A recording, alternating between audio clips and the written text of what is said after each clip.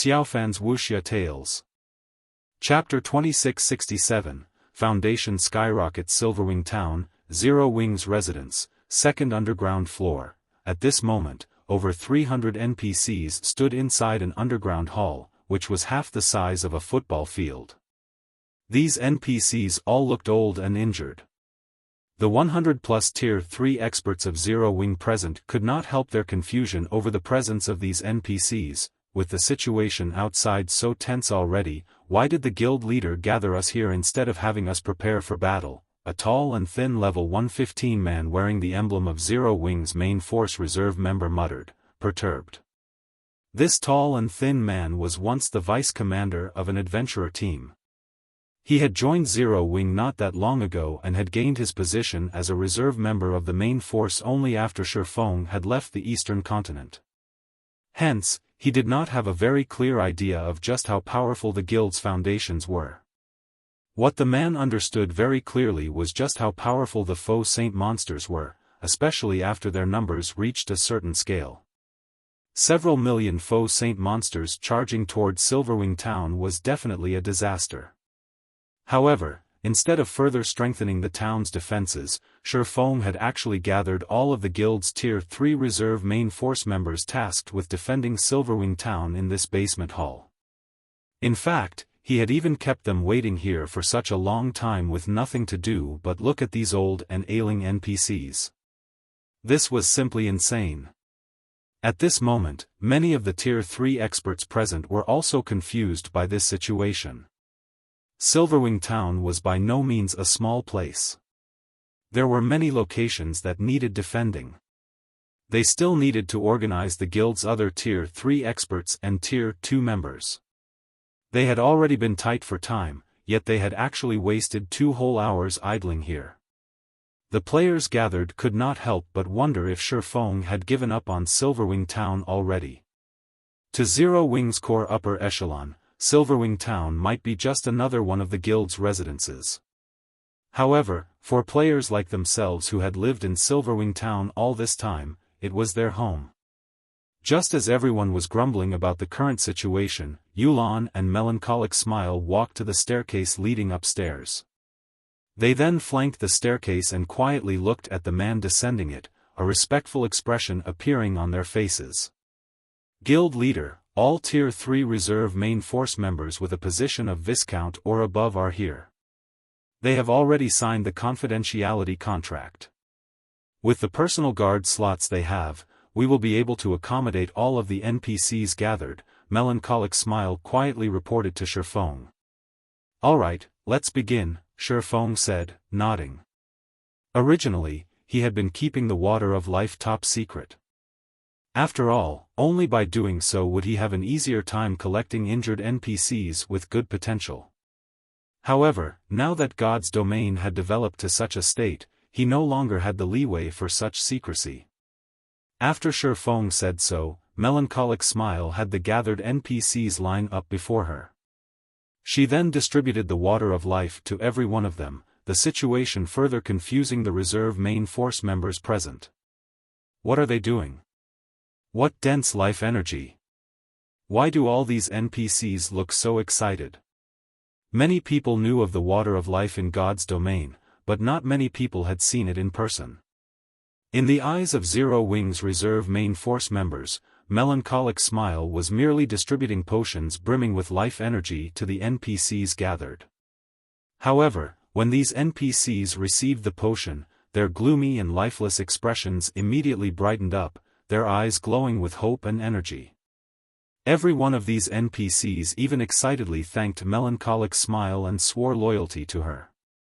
This situation baffled the Zero Wing members.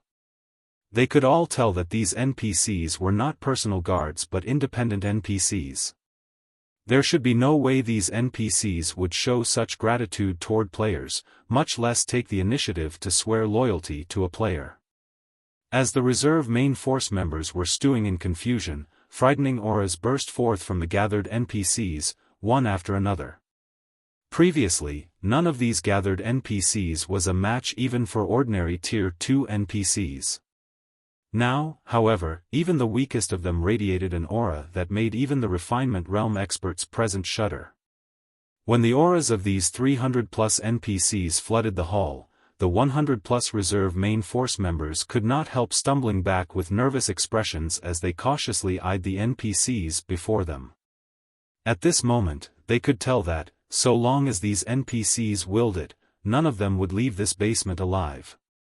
Not to mention, the strongest few auras even made them feel as if they stood before a bottomless abyss. The owners of these auras were definitely not just ordinary Tier 3 NPCs. While bathed in these auras, everyone felt as if they were standing inside a muddy swamp, their bodies incredibly sluggish. In fact, they had also lost control over the ambient mana around them. A mana domain? At this moment, even Yulan goggled in shock at this situation. Although she knew that Xiaofan and Melancholic Smile had gathered these old and ailing NPCs for a purpose, she never imagined that they would be carrying out such an ambitious enterprise. Not only did they instantly turn 300-plus old and ailing NPCs into lively tigers, but 3 of these NPCs even possessed a mana domain. This was simply unbelievable. Normally, a naturally occurring mana domain was something only Tier 4 NPCs possessed. A mana domain was also the biggest difference between Tier 3 and Tier 4 NPCs and the reason why Tier 4 NPCs could trounce Tier 3 NPCs. It was also because of this mana domain that Saint's Hand had never dared stretch their hands towards Silverwing Town. After all, Silverwing Town had the protection of the Magic King Craig Midlands, who had already been promoted to Tier 4. In front of the Magic King, Tier 3 players would be one-shot kills. Now, out of the 300-plus NPCs present, there were actually 3 NPCs with a mana domain. This meant that these 3 NPCs were only one short step away from Tier 4. Amazing! The harvest this time is massive. Xiaofan himself was surprised by this outcome. Although there were no Tier 4 NPCs in the batch of recovered NPCs this time, just gaining 3 Tier 3 NPCs with a mana domain was plenty amazing already. After all, so long as these 3 NPCs received sufficient resources, reaching Tier 4 should be a shoo-in. Moreover, aside from these 3 NPCs, the quality of the other 300-plus NPCs was considerably good as well.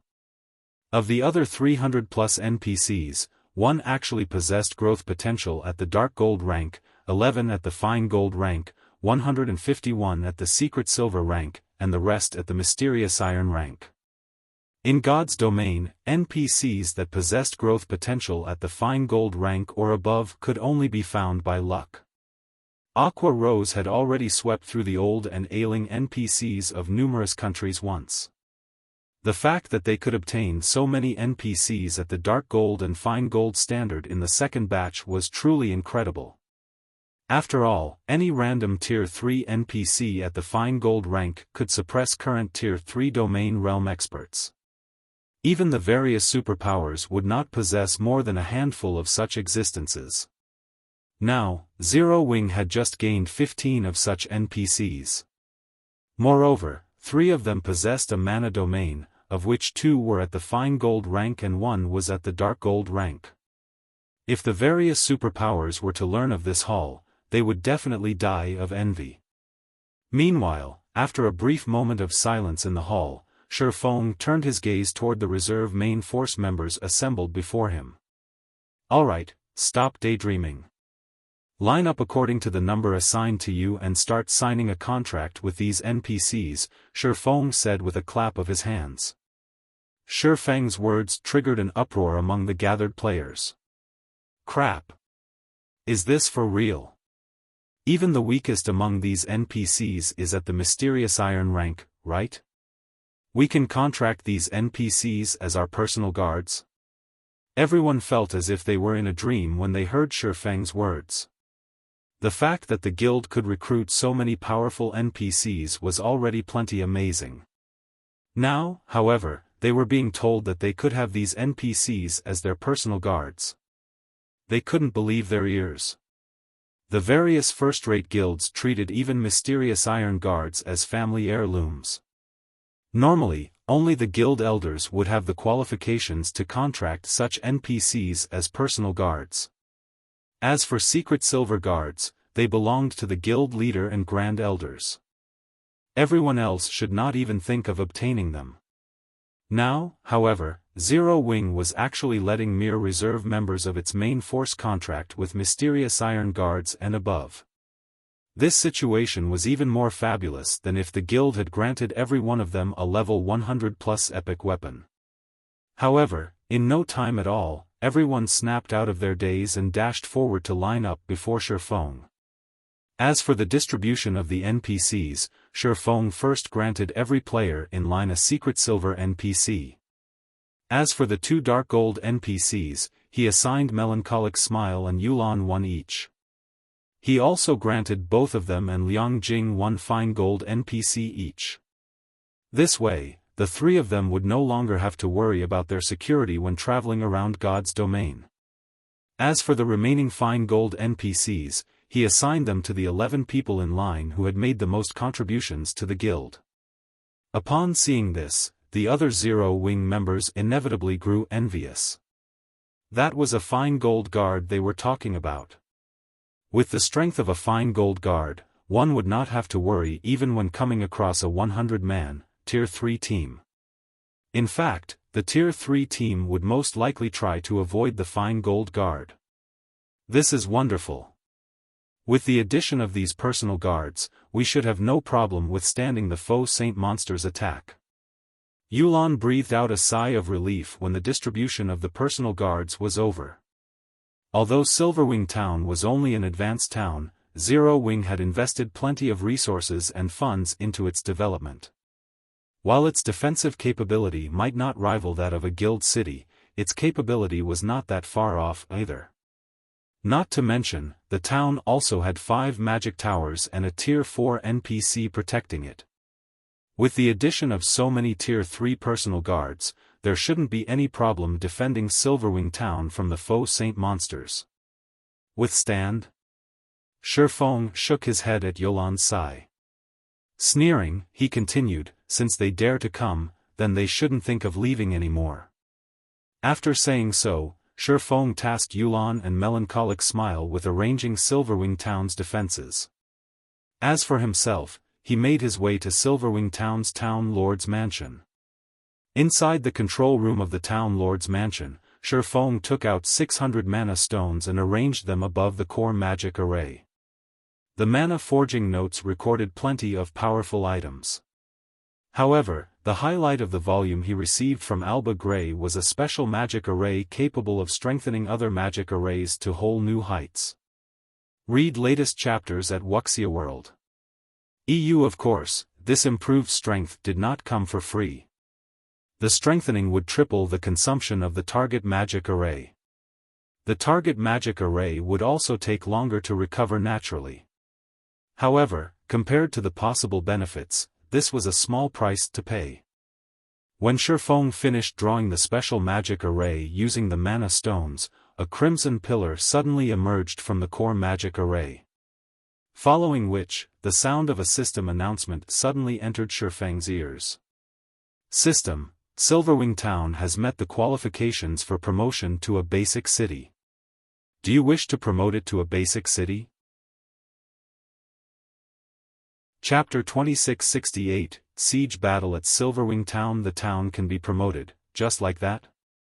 Xiaofan was surprised as he looked at the notification window at the corner of his vision. Although Silverwing Town was developing rapidly and its promotion to a basic city was only a matter of time, its attaining the promotion qualifications so soon caught him unawares. He never thought that there would be such a benefit to strengthening a town's core magic array. The defense of a basic city was significantly more substantial than that of an advanced town. The number of NPC guards one could hire would also undergo a qualitative transformation. This boost was especially advantageous for strongholds located in the Orc Empire. Recently, more and more players had started operating in the Orc Empire. Due to the very low number of player strongholds there, any stronghold that could ensure the safety of its players would become extremely popular, which would, in turn, guarantee its rapid development. However, despite receiving this unexpected boon, Xiaofan did not choose to promote Silverwing Town yet. Instead, he focused on the crimson light pillar that had appeared at the center of the room. He then took out piles of magic crystals and started channeling the mana of the light pillar into Silverwing Town's various magic arrays. While upgrading Silverwing Town now would indeed raise its defensive capability by a significant margin, doing so would come at a great price. All the players inside the town would be teleported out of the town during the promotion process. With the Faux Saint army approaching, there was simply no time to upgrade Silverwing Town. Otherwise, Zero Wings members might have to fight the millions of Faux Saint monsters without the help of the city's defensive structures. Moreover, now that he had strengthened Silverwing Town's core magic array, its performance would surpass even that of the core magic arrays of ordinary basic cities. There was simply no need to take such a big risk. The rampaging mana inside the hall started flowing into the core magic array, together with the mana the magic crystals released. The core magic array then directed this mana into the various magic arrays throughout Silverwing Town, reinforcing them. 3 arrays. 6 arrays. 9 arrays. As Silverwing Town's magic arrays got strengthened one after another, the town's ambient mana changed. By the time half of Silverwing Town's magic arrays were strengthened, a layer of red mist had appeared above the town, enveloping it completely. Quick, look! Why is there a red mist above the town? What's going on? Is this Zero Wings doing? It's highly possible. The ambient mana seems to have become slightly wilder. So long as we use this mana, the power of our skills and spells should increase substantially. With this, we should have an easier time repelling the Faux Saint army. The players in Silverwing Town quickly noticed the changes to the town's mana and could not help discussing them. Many of the adventurer team members preparing for battle relaxed slightly. Silverwing Town was one of the few player strongholds in the Orc Empire that were open to independent players. Hence, many independent players had decided to support Zero Wing against the approaching Faux Saint army. In addition, Zero Wing had also set up a contribution system for the players participating in the town's defense. Through this system, players could earn contribution points and exchange these points for rewards. Hence, even more independent players had chosen to stay and fight for Silverwing Town. It seems Black Flame isn't completely unprepared for this upcoming battle. Illusory Words, who currently stood on the town's wall, sighed in relief when she saw the red mist covering the town. After seeing Xiaofang's previous performance against the Faux Saint Devourer, Crimson Emperor had decided to go all out in helping Zero Wing defend Silverwing Town. However, Illusory Words wasn't confident of success. After all, the Faux Saint monsters were simply too many. Moreover, even the weakest Faux Saint monster was at the Great Lord rank. The most they could do was persevere against the Faux Saint monster's assault. That was right. Persevere. With their current forces, repelling the Faux Saint army would be impossible. All they could do was persevere. Fortunately, Xiaofan had killed the Faux Saint Devourer. With this, even the strongest Faux Saint monster remaining would be only at the Grand Lord rank. Silverwing Town's defensive magic array would have no problem tanking the hits of Grand Lords. Meanwhile, so long as they ensured the continuous replenishment of the energy reserves of the town's defensive magic array before they got depleted, the Faux Saint monsters would not be able to take even a single step into Silverwing Town. With the intellect of those Faux Saint monsters, they wouldn't bother wasting too much time on a single task. After seeing that they couldn't break through the town's defensive magic array even after several days, they would naturally retreat. It seems Black Flame has quite a few tricks up his sleeves. He's actually able to make the town's mana go berserk. With this, the strength of the town's defensive magic array should have increased by quite a bit. While the town's defensive magic array has indeed been improved, it will still need to withstand all those Faux Saint destroyers. You should know that Faux Saint monsters have destroyed NPC cities before.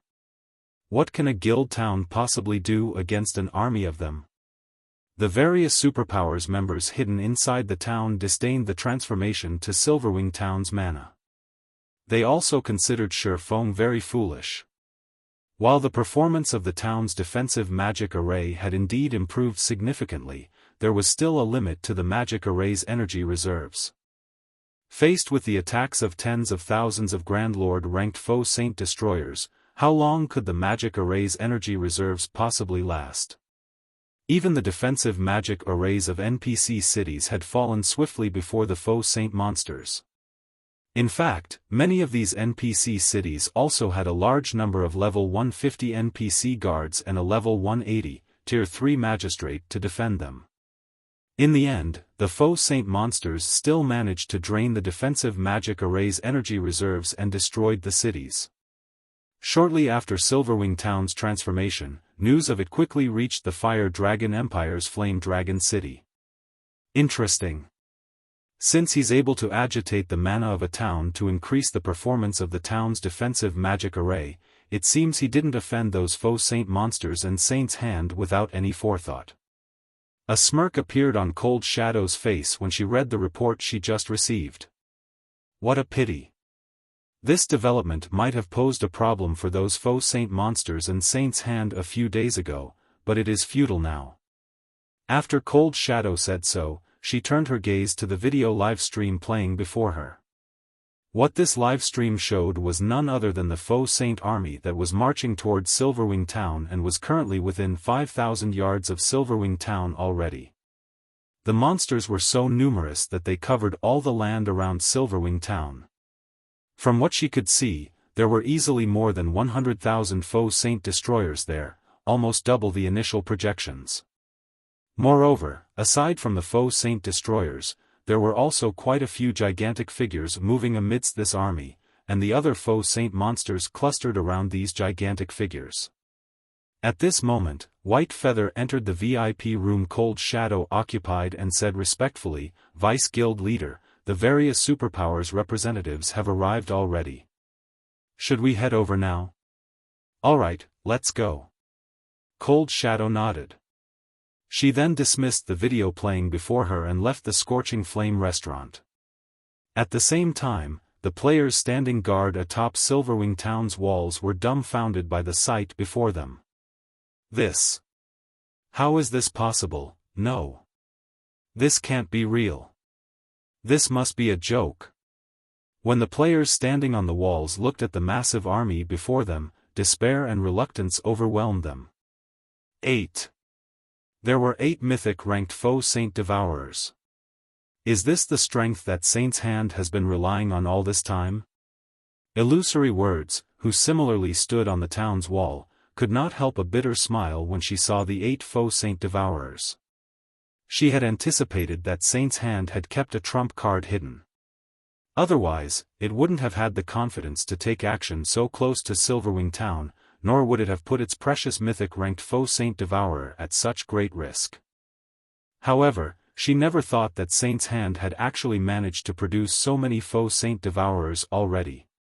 At this moment, even the various spectating superpowers were stunned by this situation.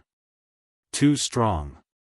The Faux Saint army boasted not only over 100,000 Faux Saint destroyers but also 8 Faux Saint Devourers.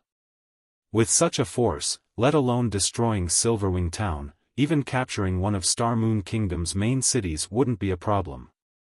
After all, the only real threat in main city-ranked NPC cities was the level 180, Tier 4 magistrates tasked with defending them. As for the remaining level 150 NPCs that were at Tier 2 or Tier 3, while they did pose a problem, they weren't undefeatable.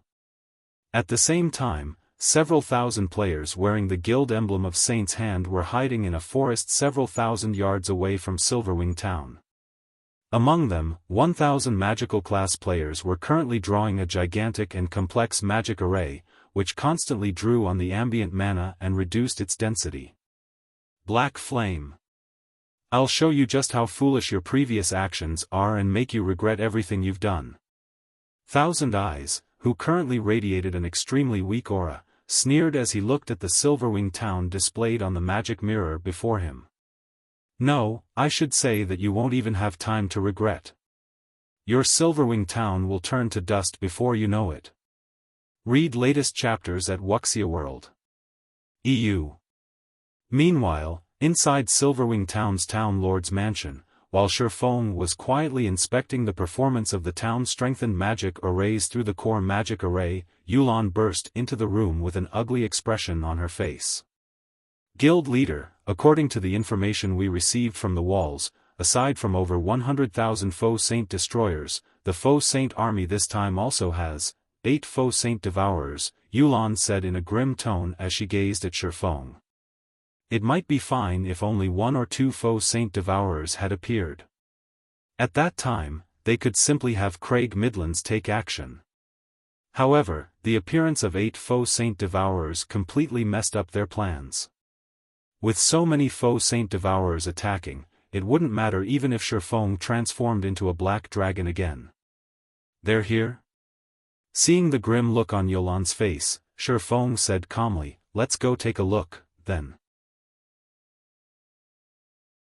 Chapter 2669, Power of Mana. Silverwing Town, Main Gates Wall. Currently, a large number of players were trying to squeeze their way up to the top of the wall, which was over a dozen meters high, to get a better look at the Faux Saint army. However, when these players arrived on top, every one of them found the scene that greeted them shocking. The Faux Saint monsters were so numerous that their figures dotted the land all the way to the horizon. Moreover, even the weakest among them was a level 110 Great Lord. As this endless army of monsters gradually encircled Silverwing Town, it looked as if night had descended. This scene alone already evoked fear in everyone. Why are there so many mythic-ranked Faux Saint devourers? Can we really stop them? Panic and despair swept through the independent players that had chosen to help defend Silverwing Town as they stared at the scene before them. Originally, they thought that, with over 300,000 players fighting for Silverwing Town, combined with the town's defensive magic array, they should still have a chance to emerge victorious. After all, to win, they simply had to distract 50,000 or 60,000 Faux Saint destroyers for a certain period. However, the Faux Saint army that appeared before Silverwing Town was far stronger than they anticipated, over 100,000 Faux Saint destroyers and 8 mythic-ranked Faux Saint devourers. Everyone's confidence vanished at the sight of this army. At this moment, let alone the independent players present, even Unyielding Heart and Illusory Words were shocked. Over 100,000 Faux Saint destroyers and 8 Faux Saint devourers. These Faux Saint monsters really think highly of us, Unyielding Heart, who had reached level 116 already, said, a bitter smile forming on his face as he took in the 8 gigantic figures standing some distance away from Silverwing Town. In order to assist Zero Wing in defending Silverwing Town, Unyielding Soul had dispatched its strongest trump card legion and even sent over 2 Tier 4 summoning scrolls and more than 100 heavy ballistas. According to his estimates, this force, combined with Crimson Emperors and Zero Wings, should have no problem defending Silverwing Town. However, it would seem that he had still underestimated the strength of these Faux Saint monsters. At this moment, let alone the 8 Faux Saint devourers, just the 100,000 plus Faux Saint destroyers were already more than enough to instill despair in everyone. After all, the Faux Saint destroyers were Grand Lord ranked monsters. Ordinary Tier 3 experts couldn't take them on one-on-one. Only multiple people working together, with the help of the town's war weapons, could prevent these Faux Saint destroyers from attacking the town's defensive magic array and walls. As for the Tier 4 creatures they could summon, these things would be far from adequate against tens of thousands of Faux Saint destroyers.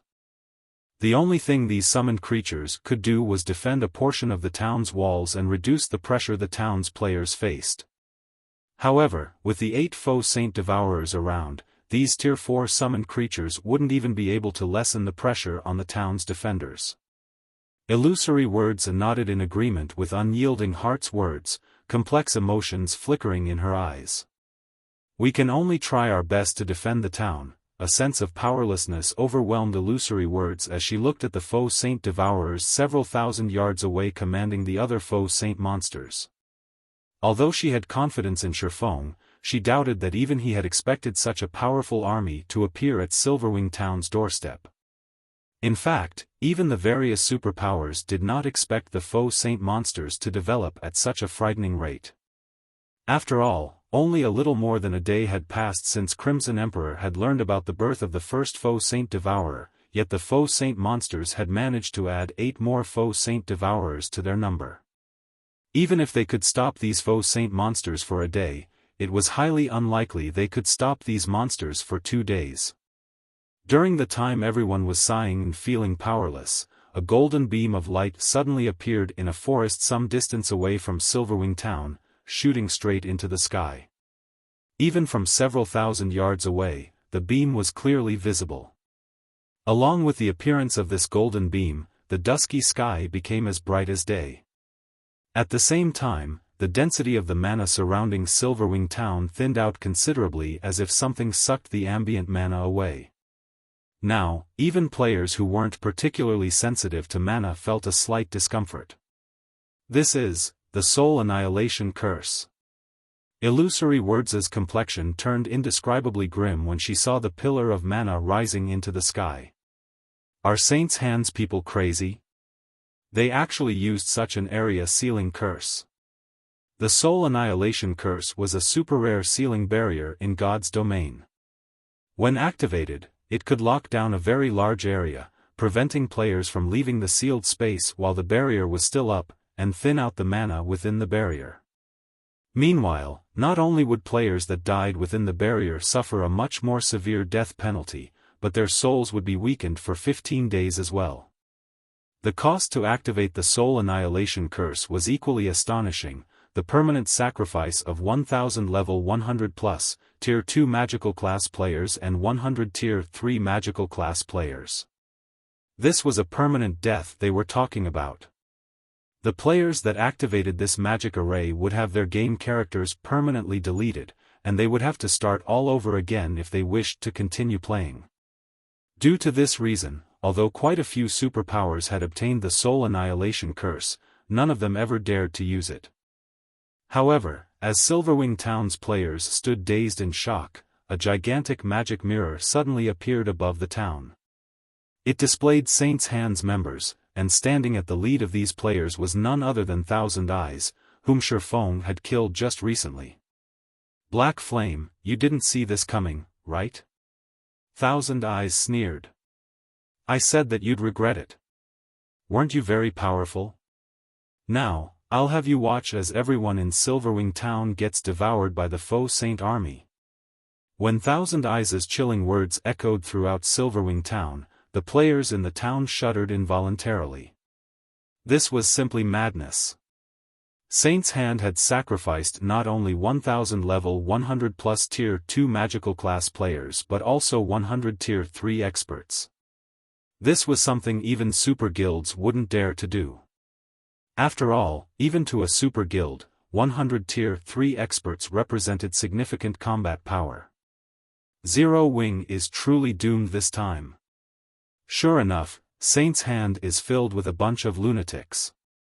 They actually dare use such a card. With this, not only will Zero Wing and all of its allies have their members devoured by those Faux Saint monsters, but they'll even have their souls weakened as well.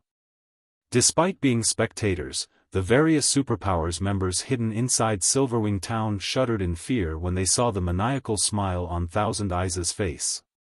While everyone was falling into despair, several figures appeared above Silverwing Town's main gate. One of these figures belonged to none other than Zero Wing's guild leader, Black Flame. After arriving above the main gate, Xiaofan glanced at the magic mirror in the sky and said nonchalantly, "How noisy. Isn't it just a soul annihilation curse? Do you think this thing is good for anything?" Although Xiaofan did not speak very loudly, with the entire Silverwing Town dead silent right now, everyone heard his words very clearly. Hence, the entire town immediately went into an uproar. No one ever thought that even after things had developed to such a point, Xiaofan would still dare to provoke Thousand Eyes. Was he so eager to die? Is he tired of living? Pretending to be calm. We'll see how he continues pretending. I'm guessing that Black Flame must have realized the hopelessness of the situation and is merely sassing to get the load off his chest.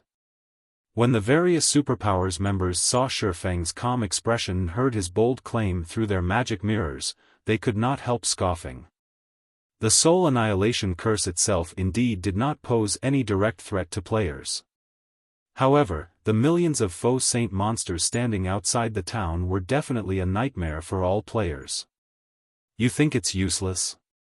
In that case, let's see if this Soul Annihilation Curse is really useless or not, once the Faux Saint army starts attacking. Thousand Eyes said. Instead of getting angry at Xiaofang's words, he started chuckling instead. As soon as Thousand Eyes finished speaking, the Faux Saint monsters surrounding Silverwing town promptly charged forward. When the army of millions advanced, it looked as if a tsunami was sweeping across the land. The earth shattered underfoot, and explosions kept reverberating through the air. Everyone inside Silverwing town gasped at the sight. Some Tier 3 experts even retreated unconsciously. Read latest chapters at Wuxia World. EU, so noisy. Xiaofan pointed a finger at 3 Faux Saint Devourers charging amidst the army. Immediately, the 5 magic towers spread across Silverwing town each released a crimson beam that converged in the middle of the town before shooting into the sky. Before anyone could react, a gigantic, crimson beam descended upon the Faux Saint army. The instant the crimson beam made contact, the earth shattered. Immediately afterward, the crimson beam expanded into the surroundings until it covered a 300-yard radius. When the beam disappeared, almost everything within the AoE had vanished without a trace. Chapter 2670, Silent Silverwing Town. When the crimson pillar outside Silverwing Town faded away, everyone momentarily froze and fell silent, the players inside the town as well as the Faux Saint monsters charging toward it. For a moment, time seemed to stop for Silverwing Town and its surroundings. Just one hit. Aside from the Grand Lord and Mythic-ranked Faux Saint monsters, everything within the Crimson Beam's 300-yard radius had disappeared into the void. Not one of the 10,000 or so Faux Saint saboteurs caught within the area survived. The magnitude of this attack was simply unbelievable. As for the Faux Saint destroyers and Faux Saint devourers that remained alive, they were clearly heavily injured. Moreover, the Faux Saint devourers were barely able to move, and they were currently struggling to escape the void that formed around them. The Faux Saint destroyers were incapable of moving at all, only able to watch helplessly as the void slowly enveloping them closed and trapped them for the rest of their lives. This, illusory words and unyielding heart were momentarily at a loss for words when they saw this scene, shock and excitement flaring in their eyes. This attack was simply too absurd. This one attack not only exiled close to 1,000 Faux Saint destroyers to the void but also heavily injured 3 Faux Saint devourers. This outcome reduced the pressure Silverwing Town's defenders had to face significantly. Meanwhile, when Saints' Hearts members saw this scene through their magic mirrors, they were similarly stunned. They never thought that Silverwing Town's magic towers possessed the power to heavily injure the Faux Saint devourers. You just heavily injured 3 Faux Saint devourers. This battle is nowhere close to over. Thousand Eyes said nonchalantly when he saw Silverwing Town's players revealing joyous expressions. It was very normal for war weapons to wreak large-scale destruction in a siege battle. While the power of Silverwing Town's magic towers somewhat exceeded their initial estimates, this difference would not affect the overall picture. For the Faux Saint army, which consisted of over 4 million monsters, a loss of 10,000 monsters was practically negligible.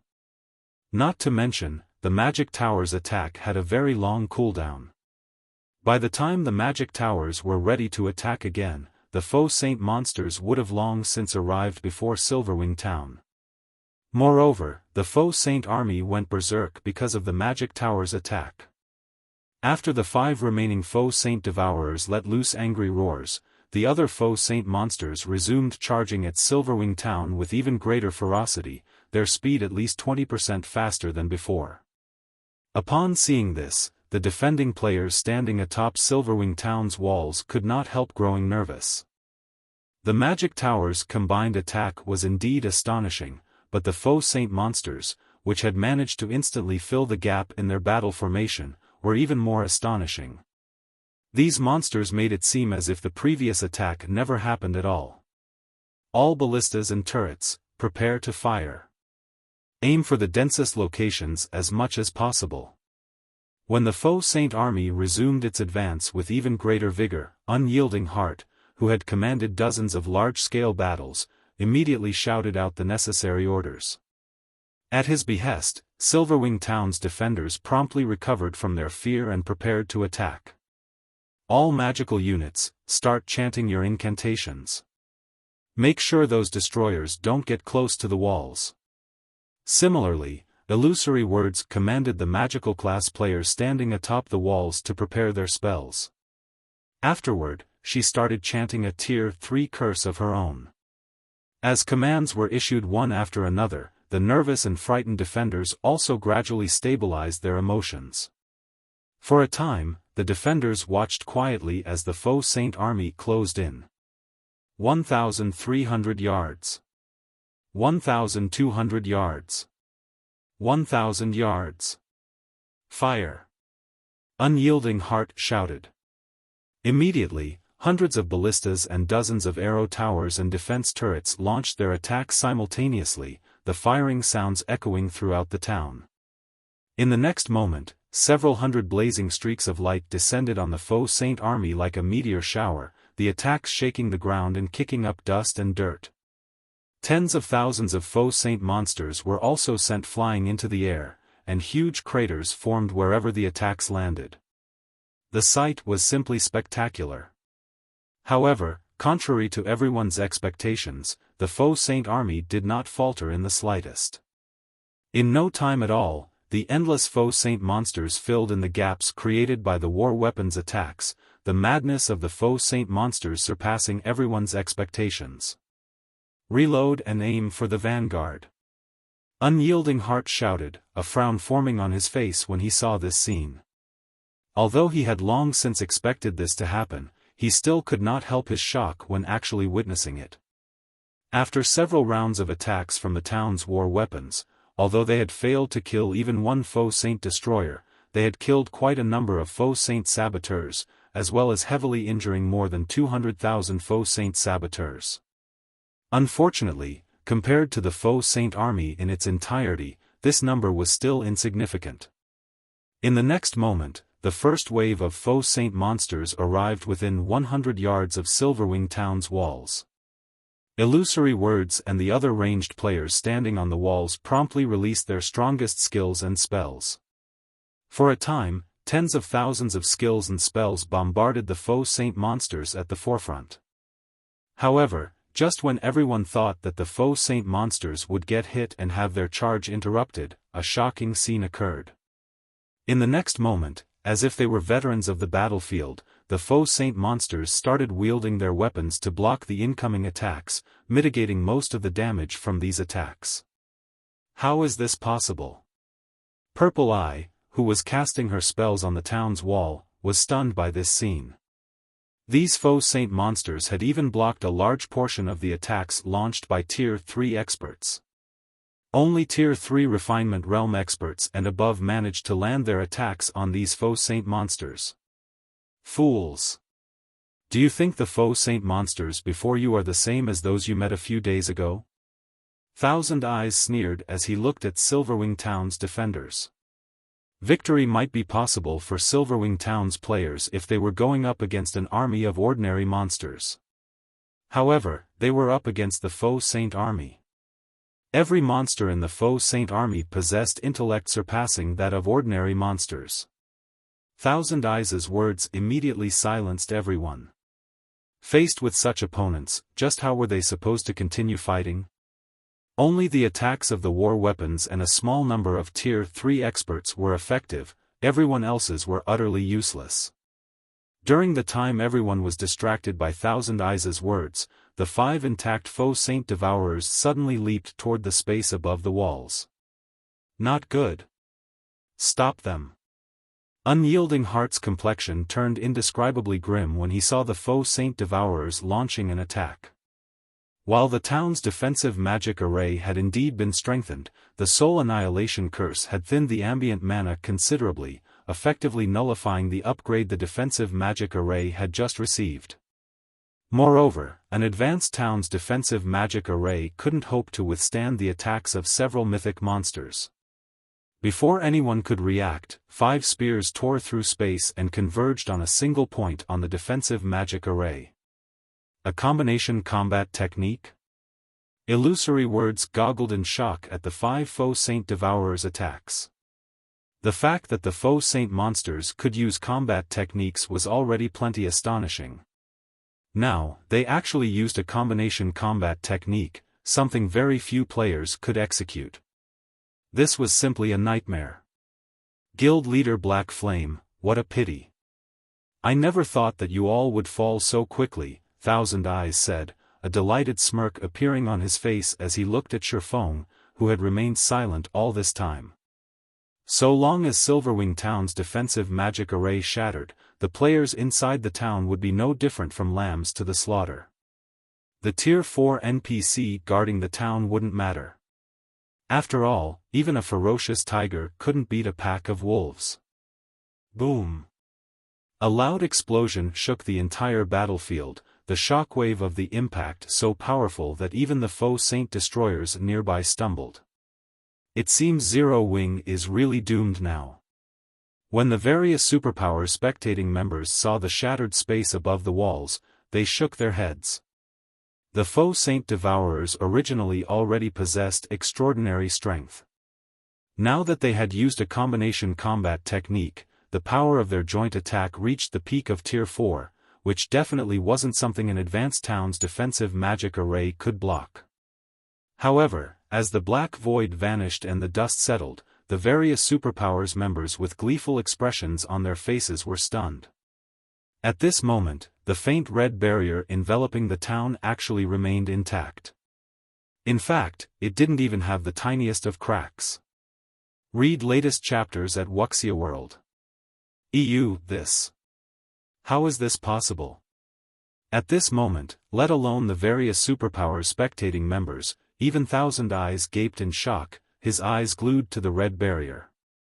This was a peak Tier 4 attack they were talking about. During the time the entire battlefield had fallen silent, a voice suddenly came from the town's main gate and echoed throughout the battlefield. Is that it? If that is your strongest move, then we can indeed put an end to this farce. Chapter 2671, Powerful Faux Saint Army. As Xiaofang's words echoed throughout the battlefield, a gigantic phantom world suddenly manifested in the sky above Silverwing Town. Along with the appearance of this phantom world, every Faux Saint monster in the town's vicinity had their basic attributes reduced by a significant margin, the change causing a commotion all over the silent battlefield. Too strong. So, this is Zero Wing? Earlier, even 5 Faux Saint Devourers working together failed to crack the town's magic barrier. Now that every one of these Devourers has been weakened, these Faux Saint monsters should be impotent against the town's barrier for a short period. Previously, everyone had already fallen into despair over the Faux Saint army's strength. They never thought that Silverwing Town's defensive magic array would be so powerful that even a peak Tier 4 attack couldn't even scratch it. Meanwhile, so long as the town's defensive magic array remained up, the Faux Saint monsters wouldn't be able to touch any of the players inside the town. Moreover, if the defensive magic array could hold out until its energy reserves got replenished, a perfect consumption replenishment cycle could be formed. At which point, the Faux Saint army would have to give up its siege of the town even if it didn't want to. What amazing defensive capabilities! Isn't this defensive magic array already on par with the ones found in intermediate cities? At this moment, besides the independent players present, even Illusory Words and Unyielding Heart were surprised when they saw the town's defensive magic array remaining intact. The Soul Annihilation Curse had clearly thinned out the town's ambient mana by a significant margin already, so the town's defensive magic array should have likewise weakened considerably. Nonetheless, the defensive magic array had actually blocked the combination attack of 5 Faux Saint Devourers. It was simply unheard of for a town's defensive magic array to provide such a formidable defense. Now that Xiaofan had used Miniature World, the Faux Saint Devourers shouldn't even dream of shattering the defensive magic array. Presumptuous. Thousand Eyes frowned slightly when he saw the calm look on Xiaofan's face. You merely blocked the Faux Saint Devourer's combination attack once. The defensive magic array's energy reserve is limited. I want to see just how long you can continue acting arrogantly before the Faux Saint army's attacks. Magic arrays in God's domain needed energy to operate. Even if an attack couldn't overcome a defensive magic array's defensive threshold, it would still take a toll on the magic array's energy reserve.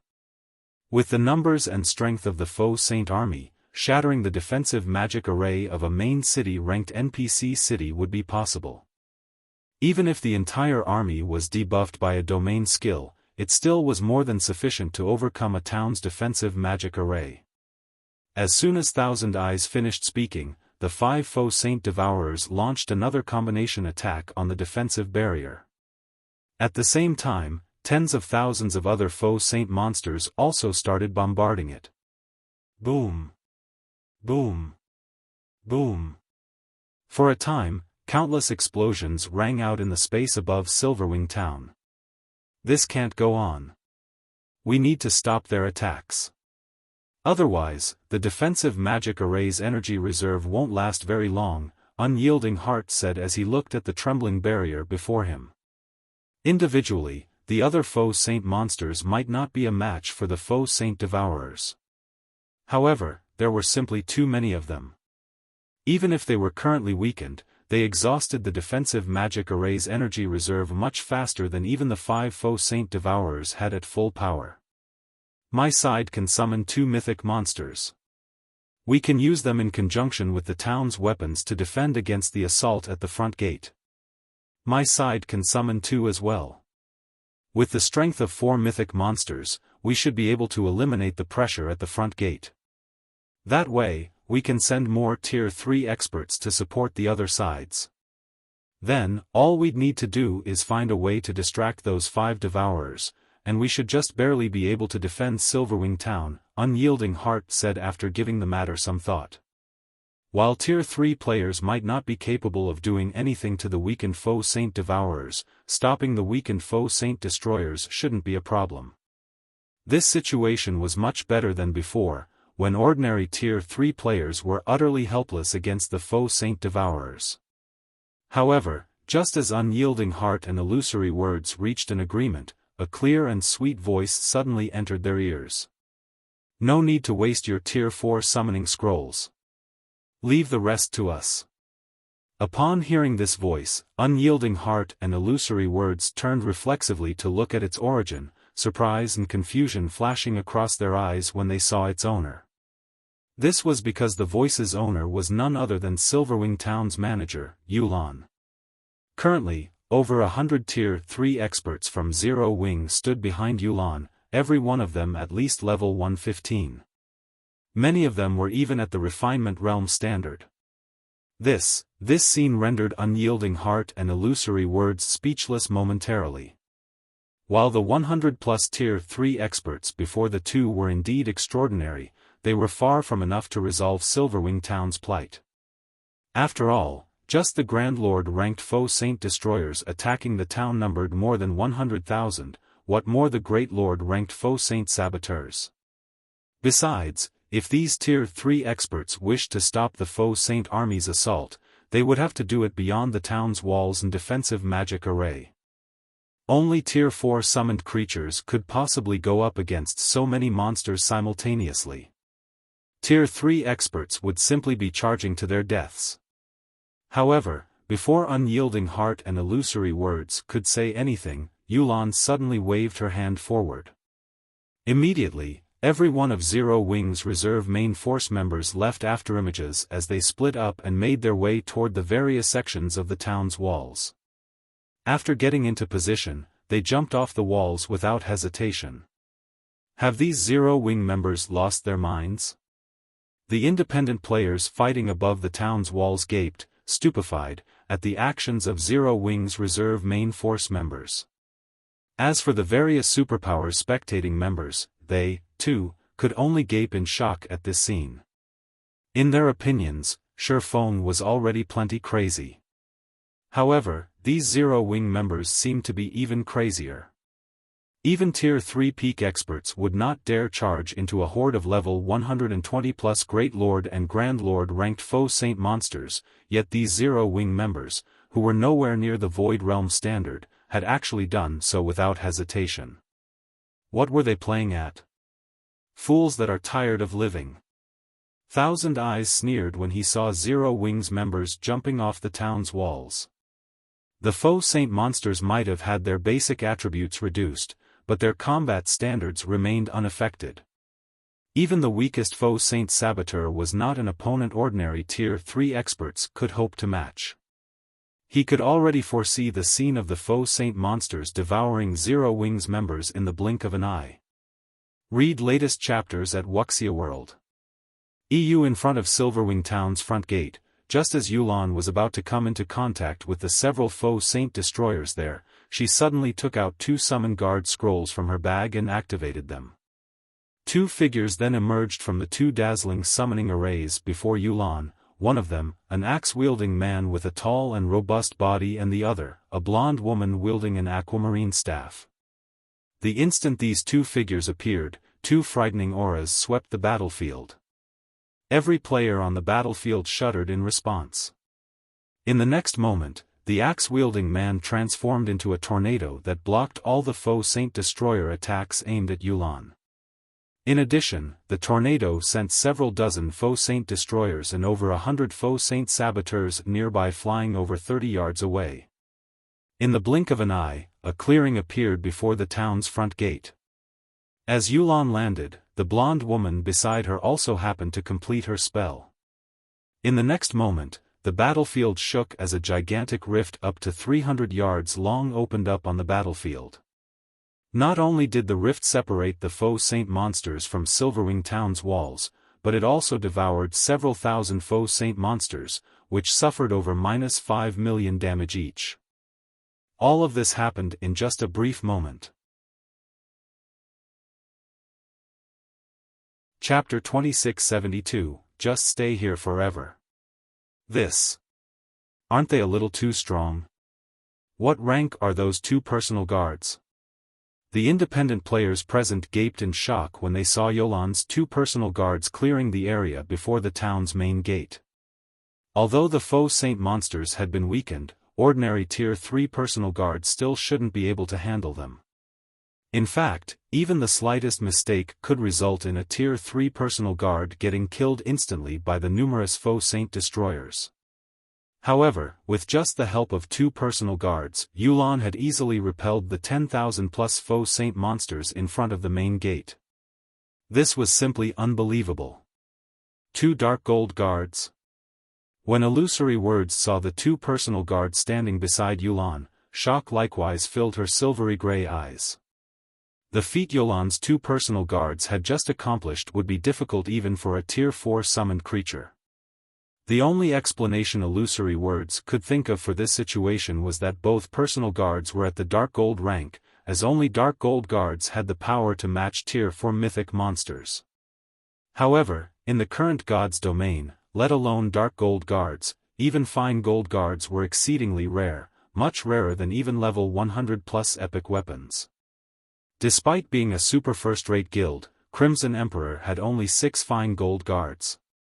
As for Dark Gold guards, Crimson Emperor still had not obtained even a single one, yet Yulan actually had 2 for herself. What Illusory Words did not know was that only one of Yulan's 2 personal guards was at the Dark Gold rank, the other was at the Fine Gold rank.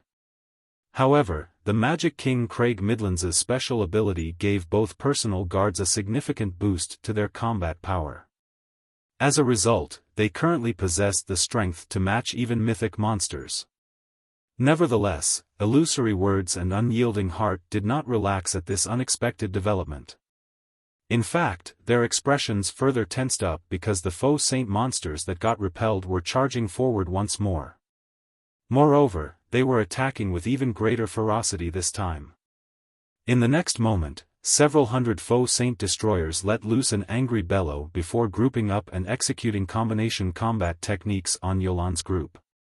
The might of their attacks rivaled a normal attack of a Tier 4 mythic monster.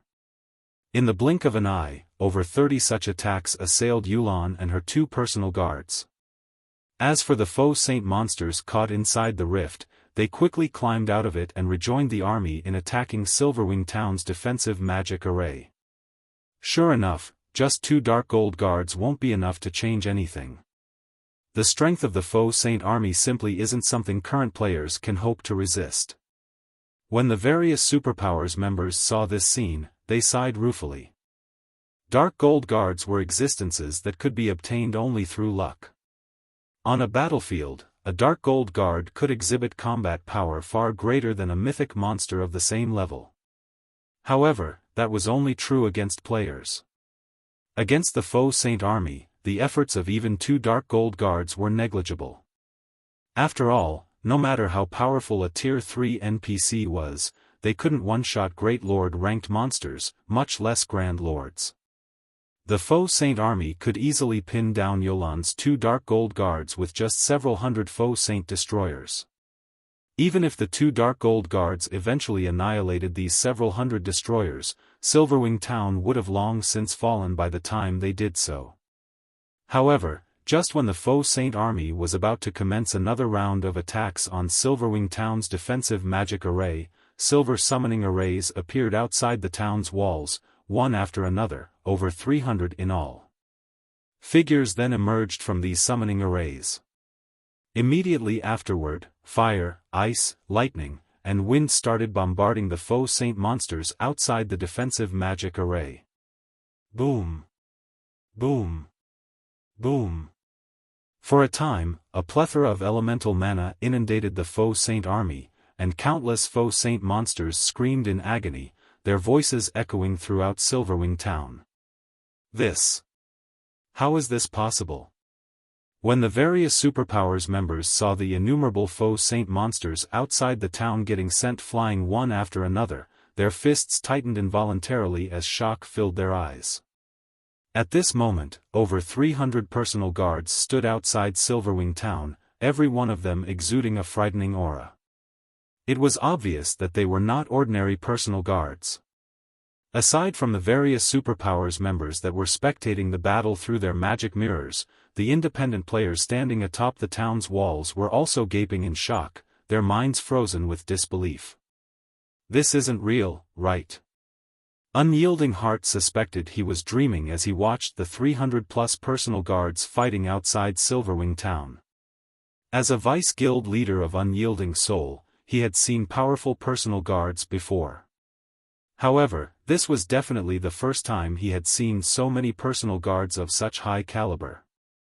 Although the majority of these newly appeared personal guards were weaker than Yolan's 2 personal guards, they were still much stronger than ordinary personal guards. In fact, even the weakest personal guard present made Unyielding Heart feel powerless.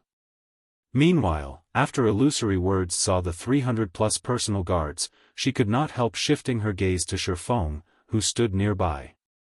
Is this the real reason behind his confidence? Every one of these 300-plus personal guards was stronger than a Grand Lord of the same level. At this stage of the game, it was unlikely that even the 5 great super guilds possessed such strength. It was no exaggeration to say that, so long as these 300-plus personal guards were present, Silverwing Town would not fall. While NPCs already possessed basic attributes superior to players, after becoming a personal guard, they would gain an additional 10% boost to their basic attributes. Combined with the boost from the town's magic array, these Tier 3 personal guards were far stronger than the town's Tier 3 NPC soldiers. One could even say that Silverwing Town's defenses were currently stronger than even that of main city-ranked NPC cities. After all, the NPC soldiers found inside main city-ranked NPC cities were mostly Tier 2 NPCs, only a small number were actually Tier 3 NPCs. The only advantage the NPC soldiers of NPC cities had over Zero Wing's personal guards was levels. Meanwhile, although the Faux Saint army had an overwhelming numerical advantage and even possessed more than 100,000 Grand Lords in its ranks, Silverwing Town's magic towers were extraordinary. Now that the Faux Saint monsters couldn't attack the town's defensive magic array effectively due to the interference of Zero Wing's personal guards, they were nothing more than live targets for the magic towers and various war weapons. However, while Silverwing Town's players were rejoicing over the strength Zero Wing had just displayed, the three heavily injured Faux Saint Devourers had consumed a few Faux Saint Destroyers and finally recovered their strength. They immediately leaped forward and regrouped with the other 5 Faux Saint Devourers. Good. They've finally recovered. Thousand Eyes grew ecstatic when he saw this scene. Previously, Xiaofan had caught them completely off guard and sidelined 3 Faux Saint Devourers before the fight had even begun. As a result, the Faux Saint Devourers couldn't display their true strength. Now that all 8 Faux Saint Devourers had regrouped, they would finally be able to display their true strength. In the next moment, the 8 Faux Saint Devourers exchanged glances. After apparently coming to a tacit agreement, all 8 Devourers hurled their spears at the defensive barrier before them. The 8 spears then converged in mid-flight, their combined power so great that it crumbled the space around them and created a black hole, which transformed everything within a 50-yard radius into a field of nothingness. The power of this attack far exceeded that of the combination attack the 5 Faux Saint Devourers executed before. Tier 5? Illusory words felt stifled when she looked at the void field the black hole created. The phenomenon the Faux Saint Devourers combination attack had created was known as void collapse, a phenomenon limited to Tier 5 attacks. Despite the debuff from Miniature World, the 8 Faux Saint Devourers had actually managed to execute an attack that reached the Tier 5 standard. An attack of such caliber could give even a main city-ranked defensive magic array a run for its money. An ordinary NPC city's defensive magic array would evaporate instantly when struck by this attack. Yet, despite knowing all of this, Illusory Words and Unyielding Soul could only watch as the Faux Saint Devourers combination attack approached Silverwing Town's defensive magic array. After all, Tier 3 players or NPCs could not hope to stop such a powerful attack. The only thing they could do now was pray that Silverwing Town's defensive magic array could survive this attack. However, just when the black hole was about to reach the defensive magic array, a man clad in extravagant robes and holding a pitch-black, wooden staff suddenly appeared outside Silverwing Town. The man then casually extended a hand toward the approaching black hole. A gigantic, aquamarine, threefold magic array promptly formed before this man and stopped the black hole's advance cold. The man then flicked his extended hand upward, and the threefold magic array deflected the gigantic black hole into the distance. When the black hole touched the ground, it exploded and heavily injured all the Faux Saint monsters within a 50-yard radius. Moreover, these Faux Saint monsters also got trapped inside a void and couldn't escape from it. The attack got blocked. Everyone who saw this scene was stunned. Thousand Eyes, in particular, nearly had his eyes fall out of their sockets. This was a Tier 5 attack. Yet, it had been deflected so easily. However, before anyone could snap out of their daze, the robed man suddenly waved his wooden staff. Dozens of black lightning arcs lashed down from the sky, bombarding the 8 Faux Saint Devourers. As if a truck had hit them, all 8 Devourers got embedded into the ground. Their HP bars also lost a visible chunk, their life auras weakening considerably. Everyone was at a loss for words when they saw the 8 6-meter-deep craters that had suddenly formed on the battlefield. The strength that was just displayed could no longer be described as powerful. It practically challenged their worldview. Damn it! How is that Tier 4 NPC so powerful? Thousand Eyes scowled at the robed man hovering in midair. They had done their research on Craig Midlands, the Tier 4 NPC that protected Silverwing Town. This NPC's presence was the reason why Saint's Hand had not dared to approach Silverwing Town all this time. They had only done so after Xiaofan had riled up the Faux Saint monsters into attacking en masse. However, Craig Midlands' strength was simply monstrous. The Magic King was basically casting Tier 4 curses instantly. To top it all off, he was even double casting Tier 4 curses without incantations. Commander, we can't go on like this. If we continue fighting, I'm afraid that Tier 4 NPC will soon kill all 8 Faux Saint Devourers. At that time, the guild leader will definitely fault us, the level 115, Tier 3 Ranger standing beside Thousand Eyes advised hurriedly when he saw the Faux Saint Devourers becoming heavily injured. In front of the Magic King Craig Midlands, the 8 Faux Saint Devourers couldn't mount the slightest resistance. Their HPs were also rapidly decreasing. It was only a matter of time before their HPs hit zero. If not for Craig Midlands having his area of activity limited to Silverwing Town, he might even be able to annihilate the entire Faux Saint army single-handedly. Relay my command. Have all of the Faux Saint monsters retreat, Thousand Eyes said reluctantly when he saw the Faux Saint Devourers' HPs continuing to plummet and the Faux Saint army barely landing any attacks on Silverwing Town's defensive magic array. They had lost. Moreover, they had suffered 2 consecutive losses. Read latest chapters at Wuxia World. EU, understood. The Tier 3 Ranger nodded before hurriedly relaying Thousand Eyes' command to the other Saints' Hand members. Following which, Saints' Hand's members took out a strange crystal from their bags and started chanting an incantation.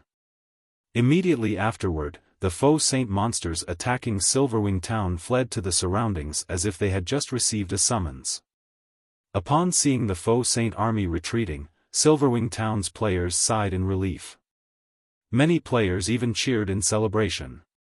After all, since the initial outbreak of the Faux Saint monsters, this was the first time players had achieved a massive victory against them. However, Xiaofan, who remained standing above the town's main gate, did not show any excitement on his face. Instead, he shifted his gaze toward a distant forest. Leave? Do you really think Silverwing Town is a place where you can come and go as you wish? Xiaofan said. He then took out a Summon Guard scroll from his bag and unfurled it. Since you've come here already, then just remain here forever. Chapter 2673, Frightening Tier 4. As Xiaofan activated his Summon Guard scroll, the players nearby immediately felt the ambient mana density rise. They also felt the space around them stabilize, the mana fluctuations from outside the town no longer reaching them. Immediately afterward, a middle-aged man clad in luxurious robes and holding a gem-studded staff appeared before Xiaofan. Although this middle-aged man did not have an imposing aura, when everyone checked his statistics, they were stupefied. Tier 4. Another Tier 4 NPC. Crap. Just how much strength does Zero Wing have hidden? When the various superpowers members saw Versailles, they cursed out loud. It might have been fine if they hadn't seen the strength of a Tier 4 NPC yet, but after Craig Midlands' performance, they understood just how frightening Tier 4 NPCs were. There was simply no comparison between them and Tier 3 NPCs. A Tier 4 NPC could truly single-handedly turn the tide of a large-scale war. Now, it was revealed that Zero Wing possessed 2 Tier 4 NPCs. Moreover, both were magical class NPCs. At this moment, everyone finally understood why Xiaofan had killed Thousand Eyes and his team without hesitation back then. If their guilds had 2 Tier 4 NPCs as well, they most likely wouldn't be afraid of the Faux Saint monsters either. After all, the gap between Tier 3 and Tier 4 was simply too massive, not one that numbers could make up for. Meanwhile, Xiaofan's words enraged the Saint's Hand members hiding inside a forest several thousand yards away from Silverwing town. What arrogance! That's right. It's just an additional tier 4 NPC. Black Flame must be dreaming if he thinks he can kill all of us. Let him remain arrogant for now. Let's see how he continues remaining arrogant after the Faux Saint monsters grow and return after a while. They admitted that they were no match for tier 4 NPCs. However, Xiaofan had to be dreaming if he thought he could kill them all with just 2 tier 4 NPCs, setting aside the several thousand yards separating them and Silverwing town. Just the fact that the Faux Saint army stood between them meant Xiaofan would take ages to reach them. Expecting to keep them here was simply a fool's dream. Silverwing town's players shared the same opinion. They also thought that Xiaofan was boasting. Even though the Faux Saint army couldn't bring down Silverwing town, it still held the absolute initiative in this war. The Faux Saint army and Saint's Hands members could stay and leave whenever they wanted. Stopping them with just 2 tier 4 NPCs was impossible. However, before Saint's Hands members could finish speaking, Wuxia waved his staff. Suddenly, the space before him shattered and formed a space-time vortex. Following which, Xiaofan and Wuxia stepped into the space-time vortex and instantly arrived above the forest where Saint's Hands members were hiding, quietly overlooking these players, who were preparing to retreat. Teleportation? How is this possible? Saint's Hands members were shocked and they saw Xiaofan and Wuxia above them. Even this is possible? At this moment, aside from Saint's Hands members, the various superpowers members hidden in Silverwing town were stunned, as well. A special energy enveloped the entire Orc Empire, preventing the use of all forms of teleportation. In fact, one couldn't even summon flying mounts in the Empire. Players could rely on only carriages and land mounts to travel around, which was common knowledge for players operating within the Empire. This was one of the reasons why Saint's Hands members were not afraid of getting killed. After all, even though tier 4 NPCs could fly, it would still take them some time to cross a distance of several thousand yards. With the number of Saint's Hands members present being over 1,000, so long as they split up and fled in different directions, it would be impossible for Wuxia and Craig Midlands to kill them all. Now, however, Xiaofan and Wuxia had teleported across a distance of several thousand yards. This was simply unbelievable. Evacuate. Everyone, split up and escape. Thousand Eyes yelled with an indescribably grim expression on his face, reacting immediately to Xiaofan's arrival. Currently, the entire area around Silverwing town was under the Soul Annihilation curse. Any player that died within this sealed region would be subject to the curse. Naturally, Saint's Hands members were no exception.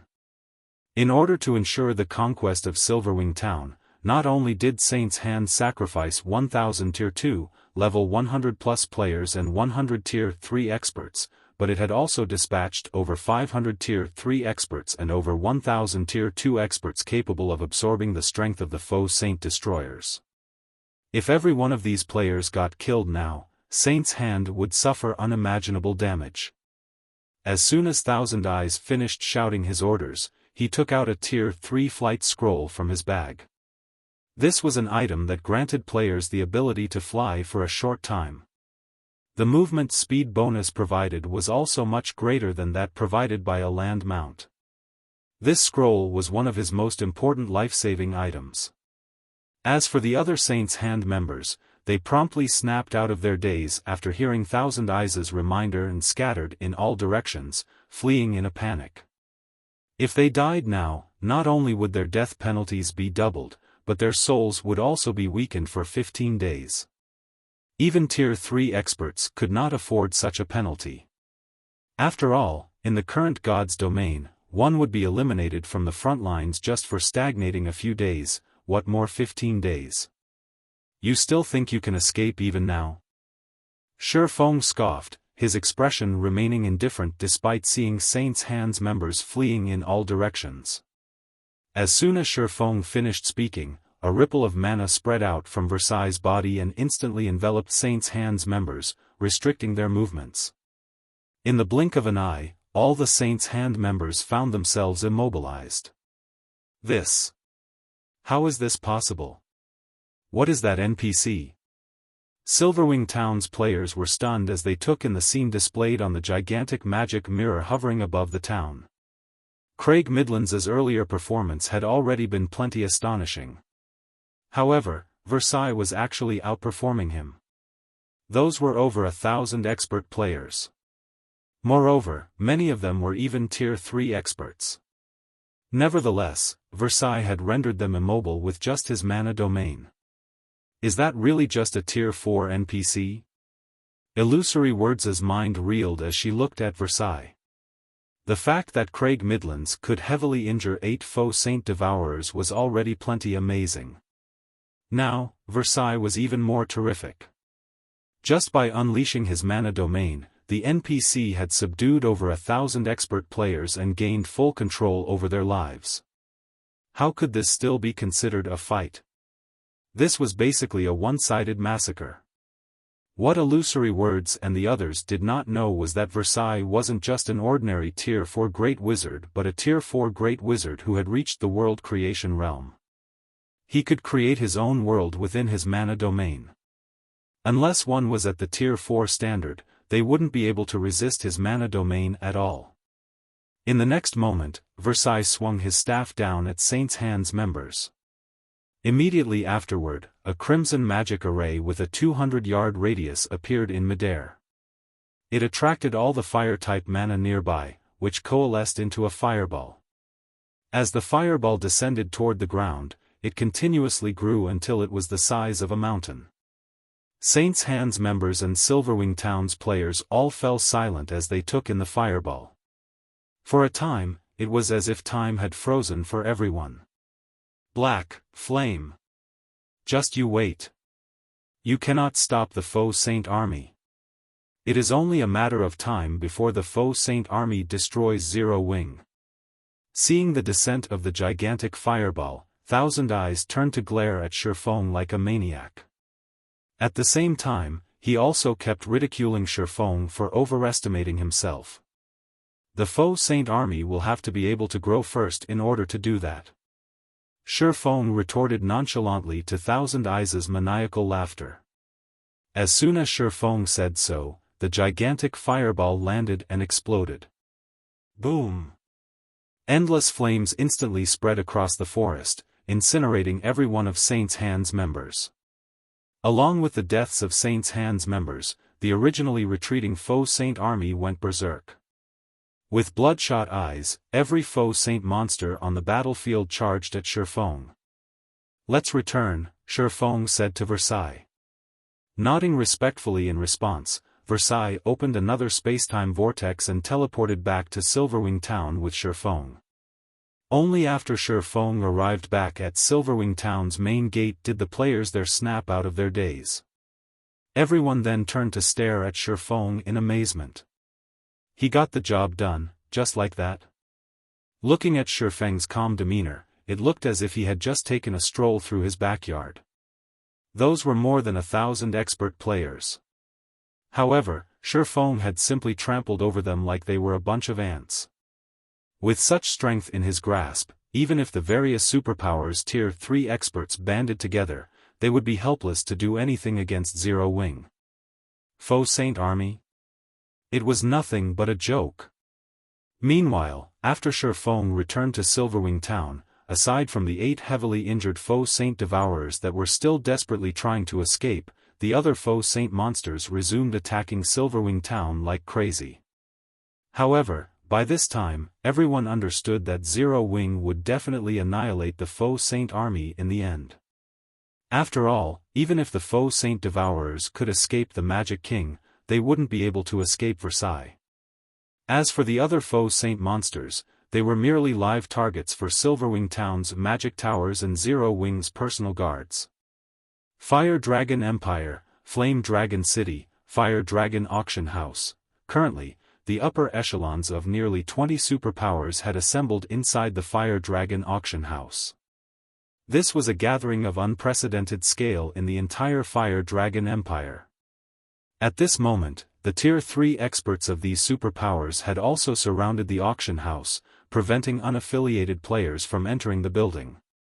However, despite being barred entry, a huge crowd of players, including the upper echelons of first-rate guilds and top adventurer teams, still waited outside the building.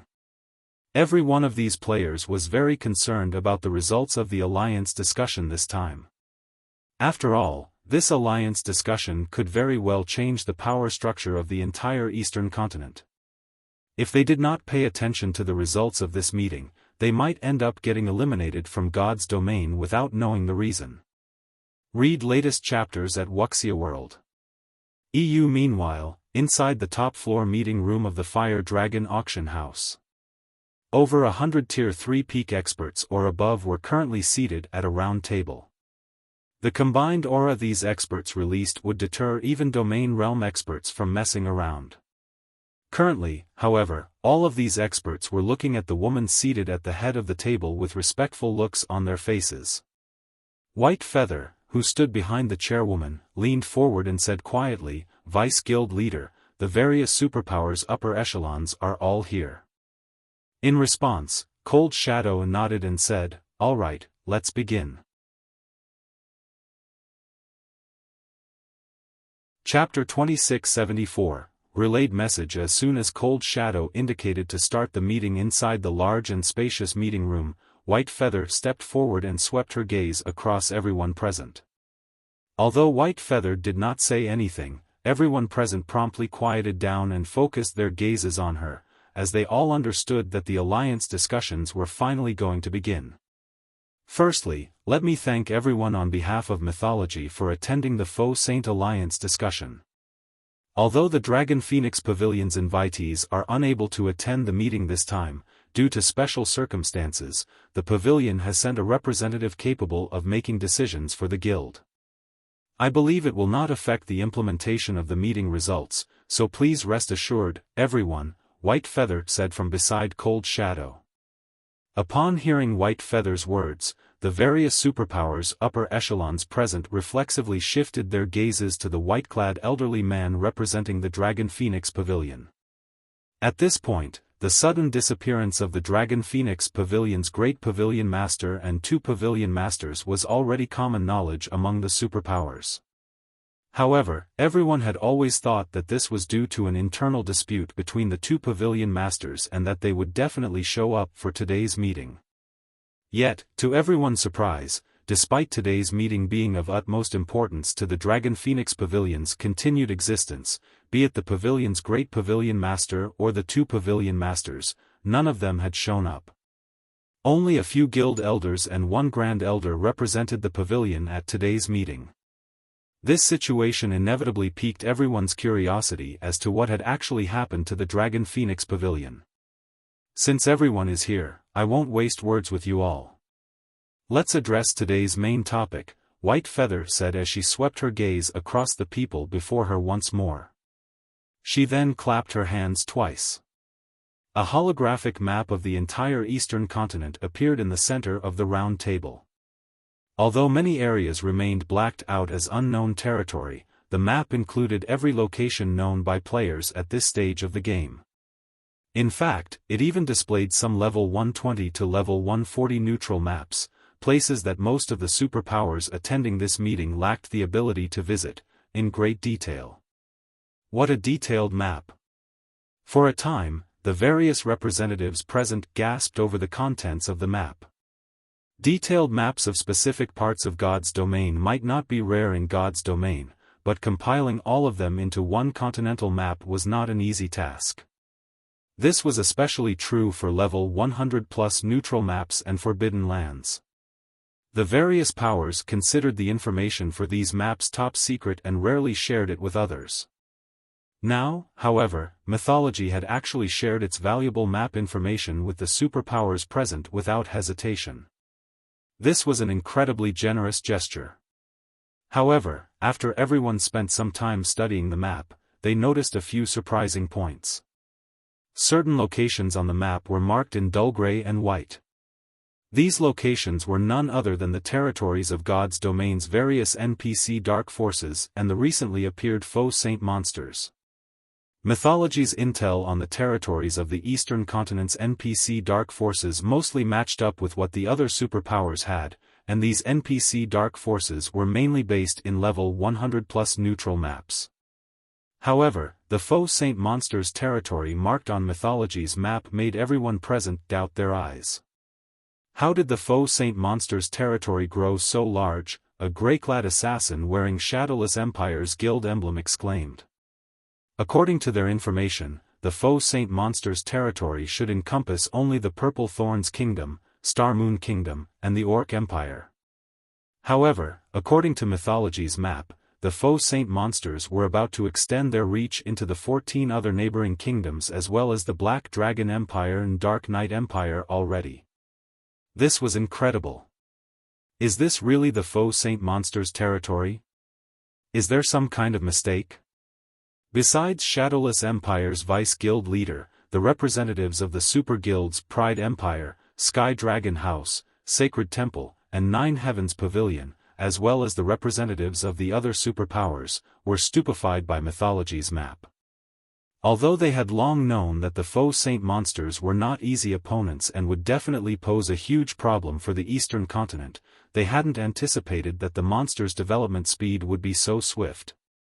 Everyone need not doubt the validity of this map. It is the result of exchanging information with multiple super guilds. Moreover, this information is just a day old, Cold Shadow said. I know many of you present find this hard to believe, but this is reality. This is also one of the reasons why I invited everyone present to today's meeting. The Vice Guild leaders of the 4 other super guilds present nodded, acknowledging that their respective guilds had indeed traded information with Mythology. A day old? Doesn't that mean that the Faux Saint monsters' territory is even larger now? A level 116 female druid from the Moon God's Realm's Dark Pursuit asked. That's right. With their development speed, they should have come into contact with the borders of these kingdoms and empires already, Cold Shadow replied, nodding. I'm afraid it won't be long before their territory spreads to nearly half of the entire Eastern Continent. At that time, everyone present will not be able to avoid coming into contact with Faux Saint monsters. The representatives that remained relatively relaxed before could not help growing nervous at Cold Shadow's words. Originally, they had come to this meeting merely to see if there were any benefits to be had. After all, they all believed that this meeting targeted Zero Wing. In their opinions, the matter of forming an alliance to resist the Faux Saint monsters was just an excuse. Vice Guild Leader Shadow, since you've gathered us here, does that mean you have a plan to prevent this situation from occurring? The white-clad elder from the Dragon Phoenix Pavilion asked with a grim expression. The sudden disappearance of the Great Pavilion Master and the 2 Pavilion Masters had already dealt a significant blow to the Dragon Phoenix Pavilion. Now, there was also the threat of the Faux Saint monsters. This development was simply a nightmare for the pavilion. He had seen how the Faux Saint monsters destroyed Star Moon Kingdom's border cities. Although the Black Dragon Empire was strong, the Faux Saint monsters were growing stronger by the day. After they gobbled up Star Moon Kingdom, it was only a matter of time before they did the same to the Black Dragon Empire. Upon hearing the white-clad elder's words, the other representatives present promptly turned to Cold Shadow. They all wished to know the reason why Cold Shadow had gathered them today. Of course. Otherwise, I wouldn't have invited everyone to come, Cold Shadow replied, nodding. Her lips curling up, she continued, I believe everyone already knows by now how powerful the Faux Saint monsters are. It is simply impossible for us to stop these monsters from spreading their influence. Hence, before today's meeting, I formed a partnership with Saint's Hand's guild leader. A partnership? Everyone perked up their ears at Cold Shadow's words. The guild known as Saint's Hand was not foreign to those present. They also knew very clearly that Saint's Hand possessed tools that prevented the Faux Saint monsters from attacking players. In fact, the guild even had a tool that could surely prevent the Faux Saint monsters from attacking guild towns and cities. However, until this day, Saint's Hand had never shown any willingness to partner with other powers. The most it was willing to do was sell some of these tools at exorbitant prices.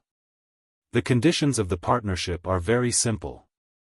All we need to do is collaborate to take down Stone Forest City. At that time, not only will Saint's Hand sell us a stronghold barrier that can prevent the Faux Saint monsters from attacking the towns and cities the barrier is set up in, but everyone present will also get some of Stone Forest City's shares as well as a number of residential slots in the Freedom Hotel, Cold Shadow said, smiling. When Cold Shadow finished speaking, the eyes of the various representatives present glistened. Even if Cold Shadow had not mentioned partnering to take down Stone Forest City, they already had plans to do so. After all, Stone Forest City was simply too amazing.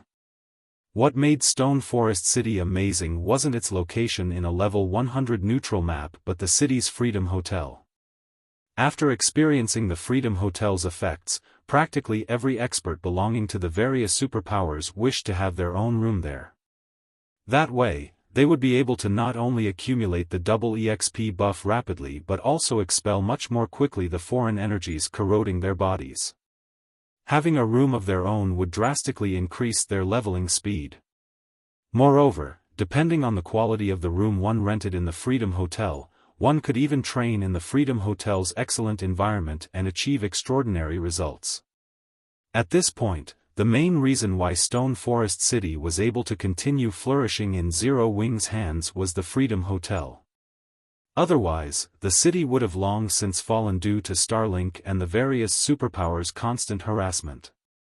If they could secure Stone Forest City for themselves, not only would they have a better assurance against the Faux Saint monsters, but they would even gain residential slots in the Freedom Hotel. This was definitely killing two birds with one stone. However, taking Stone Forest City down won't be easy. Aside from the NPC Night Division, quite a few superpowers have partnered with Zero Wing. Even with an alliance, I'm afraid capturing the city will be difficult. That's right. The flying ships are also constantly patrolling around Stone Forest City. If it really comes down to a fight, I'm afraid the number of Tier 3 experts we have is far from enough to capture the city. The Dark World's failed invasion has thoroughly proven this point.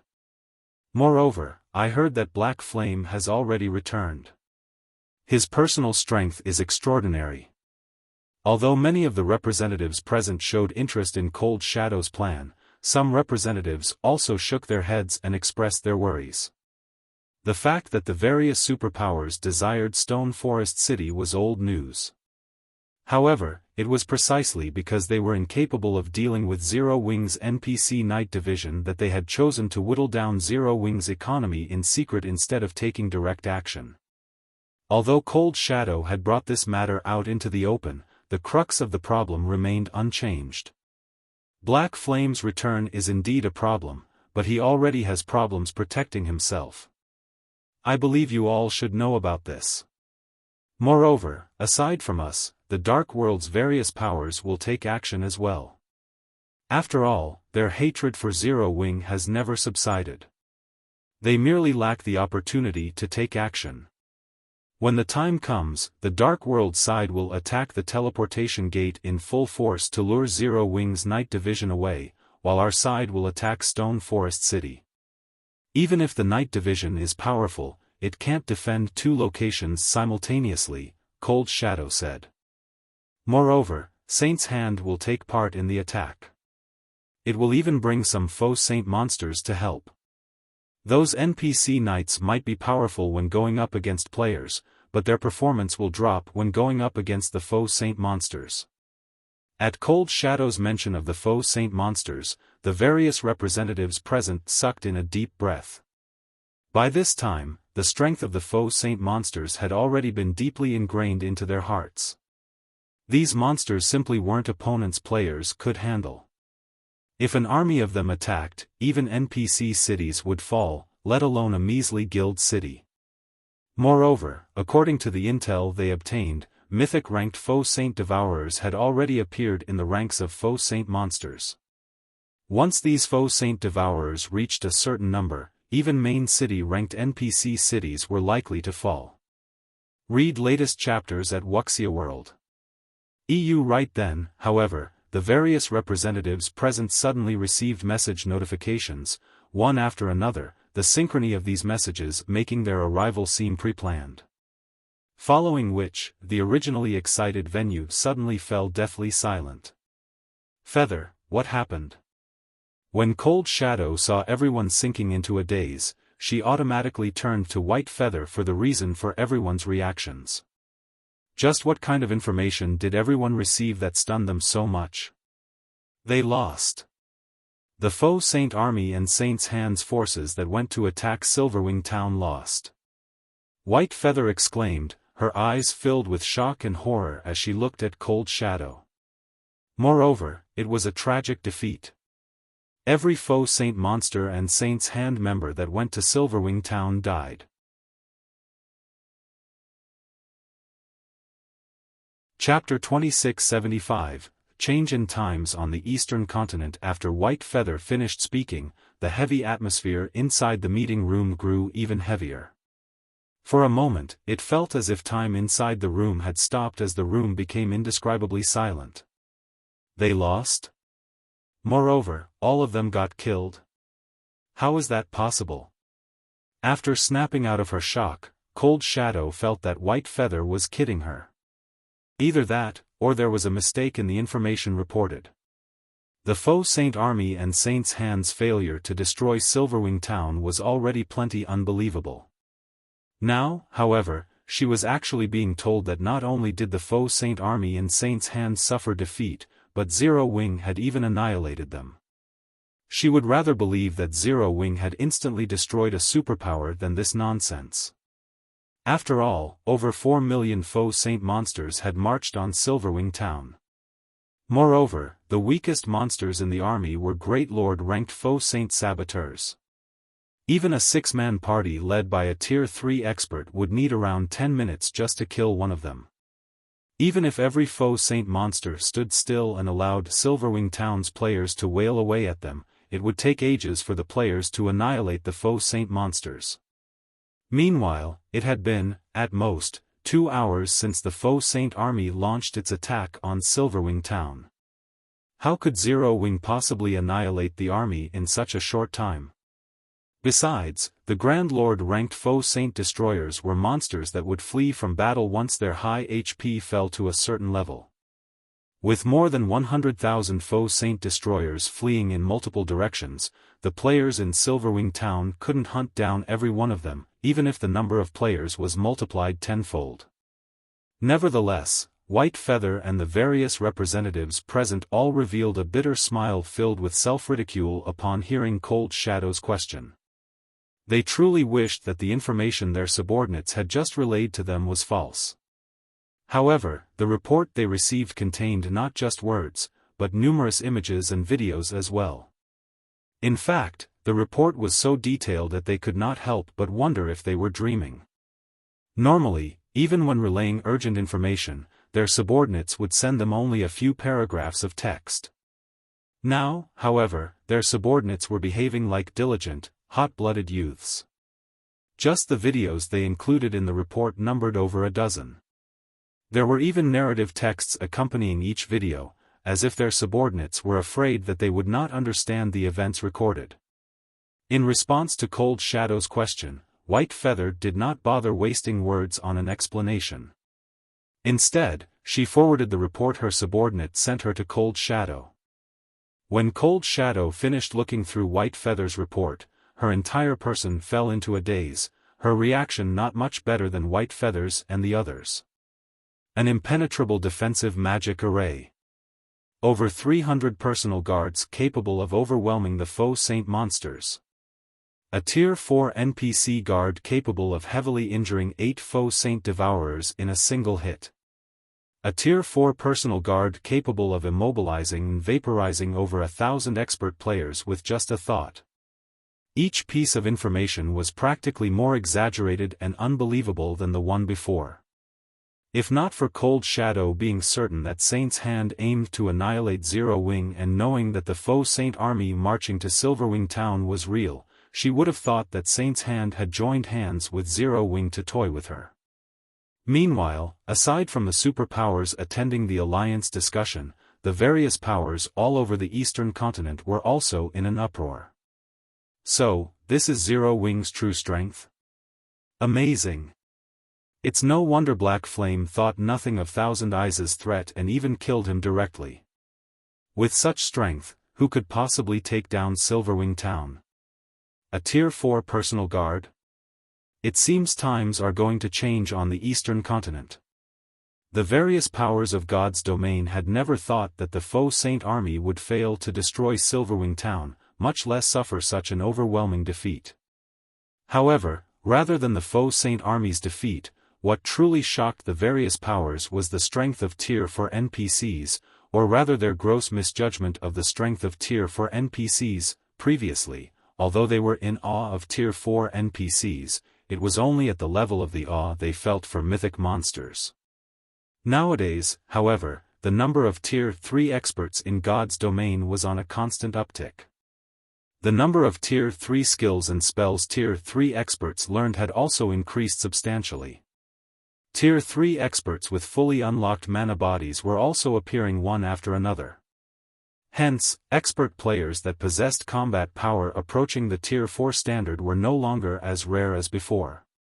In fact, killing level 100+ mythic monsters had already become a normal occurrence for players in the current God's domain. Hence, no one felt much awe toward Tier 4 NPCs anymore. They all thought that Tier 4 NPCs were no longer anything special. At most, they were just slightly stronger than mythic monsters and could play a relatively significant role only in small-scale battles, and not affect the big picture at all. However, after watching Craig Midlands's and Versailles' performances, the various powers realized that they had been sorely mistaken. Let alone being capable of affecting the big picture of God's domain, everything below Tier 4 was basically an ant before Tier 4 NPCs. The number of Tier 3 players or monsters that Tier 4 NPCs had to face did not matter. They could easily annihilate their opponents with a single wave of their hands. Previously, many of the Eastern Continent's superpowers had felt gleeful over the fact that they had surpassed Zero Wing in the number of Tier 3 experts they possessed. In fact, their number of Tier 3 experts had grown so large that even Tier 3 personal guards would not be capable of stopping them. This was also why many superpowers had started having designs on Zero Wing's Stone Forest City. However, after Craig Midlands's and Versailles' performances, these superpowers realized that their thoughts were laughable. Zero Wing's main force had disappeared. Zero Wing was no longer as strong as before. Zero Wing was merely relying on its past prestige to survive. It was only a matter of time before the various superpowers devoured Zero Wing completely. What a bunch of nonsense. Every one of these assumptions was outrageously mistaken. Meanwhile, inside the Dark World, a commotion was also sweeping through the entire Otherworld due to the Faux Saint army's defeat. Amazing! After this blow, the powers that are secretly taking action in the Dark World will have to think twice. Blue Rainbow balled her fists in excitement when she got to the end of her subordinate's report.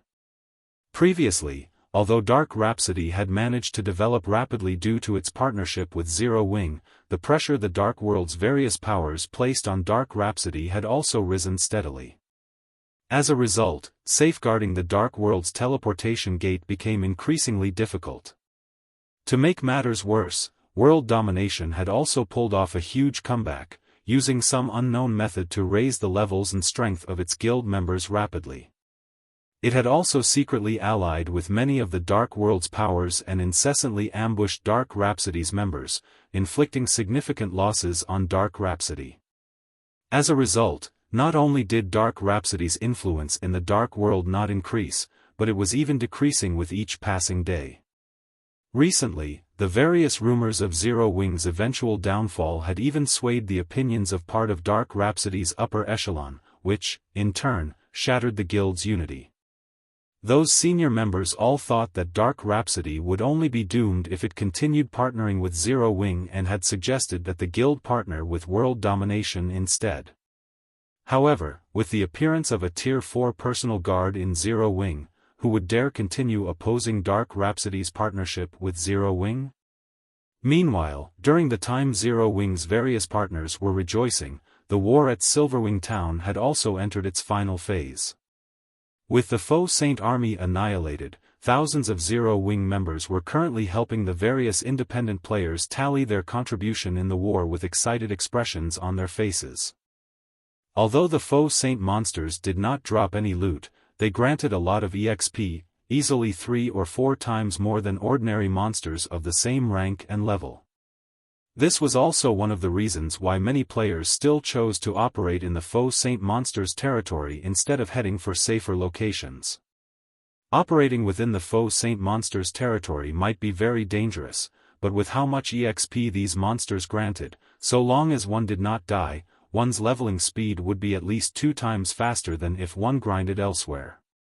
After Silverwing Town successfully annihilated the Faux Saint army without sustaining any casualties, the EXP everyone got was through the roof.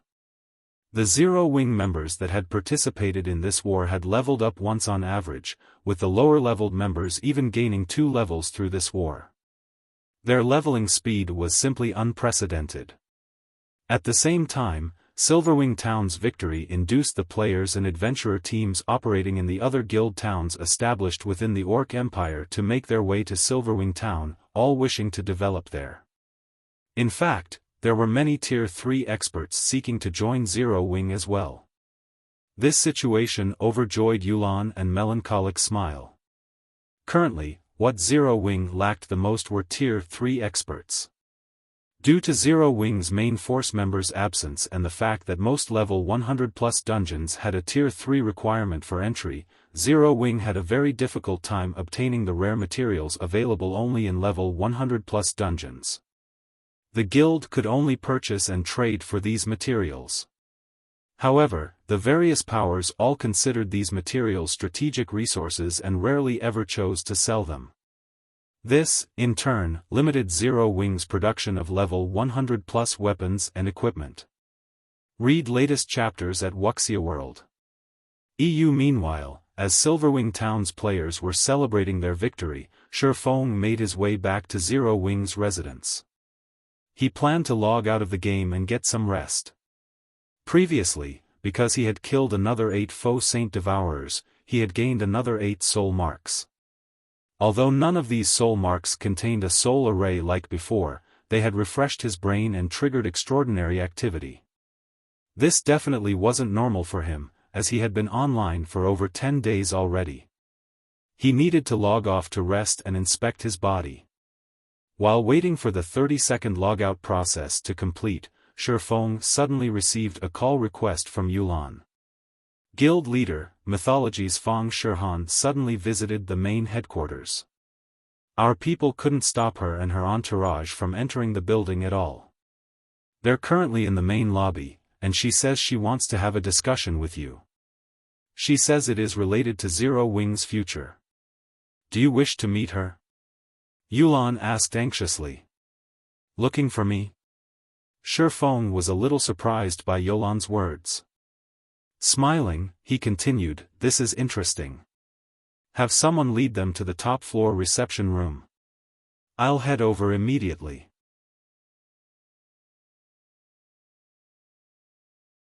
Chapter 2676, Potential Elevated? Zero Wing's main headquarters, Xiaofang's room, along with the whoosh of high-pressure air escaping, the tightly shut lid of Xiaofang's gaming cabin opened up. At the same time, the strip of warning lights along the edges of the cabin lit up crimson. Sure enough. When Xiaofan climbed out of the gaming cabin and saw the cabin's console interface listing all sorts of warnings, he could not help a sigh of relief. Although he had anticipated that his abnormal brain activity came at a price of extraordinary energy consumption, he never thought that the consumption rate would increase to such an extent. Before the war with the Faux Saint army began, his cabin's nutrient solution reserve and emergency energy solution reserves had still been at 30% capacity. Now, however, these solution reserves were dry. In preparation for emergencies, Xiaofan had specifically outfitted his virtual gaming cabin with a special modification. Unlike the standard model, his cabin had an additional compartment that stored 20 bottles of energy solution, the effects of which rivaled those of A-rank nutrient fluids. These energy solutions would be used only when the normal nutrient solution couldn't sufficiently quickly provide him with the energy his body required. He had never thought that both his cabin's nutrient solution and emergency energy solution would be depleted. Not dwelling on the matter, Xiaofan promptly made his way to the nearby fridge and consumed a life potion, just in case. During the battle at Silverwing town, he had relied on Versailles to kill all 8 Faux Saint Devourers. When the soul marks of all 8 Devourers entered him, his mind had entered a transcendent state. For a moment, he even felt omnipotent. It was as if his thought processes had shifted into overdrive. If other players encountered such a situation, they would definitely consider it a stroke of luck.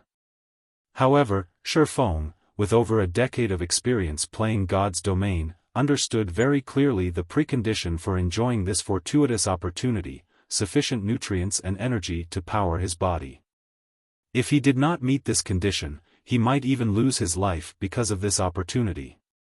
After consuming the life potion, the slight burning and ache in his brain started to ease gradually, the incessant stinging he felt fading.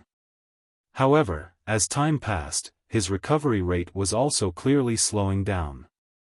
It was obvious that just one life potion wouldn't let him recover all of the energy he had exhausted. The life potion had resolved only the immediate dangers to his body. Although he currently looked fine, in reality, both his mind and body were still starving. Sure enough, not having enough S-rank nutrient fluids and life potions is very troublesome.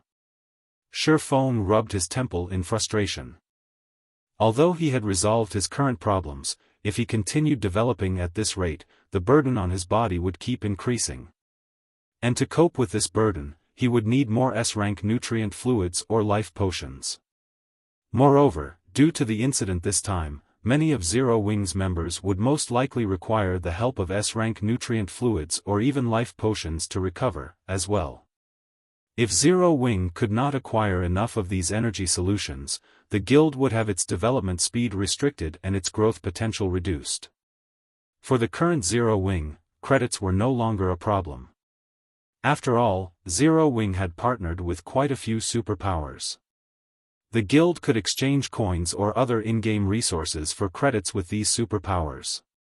This was also the reason why Zero Wing did not face any financial problems now. However, S-rank nutrient fluids and life potions were a different story.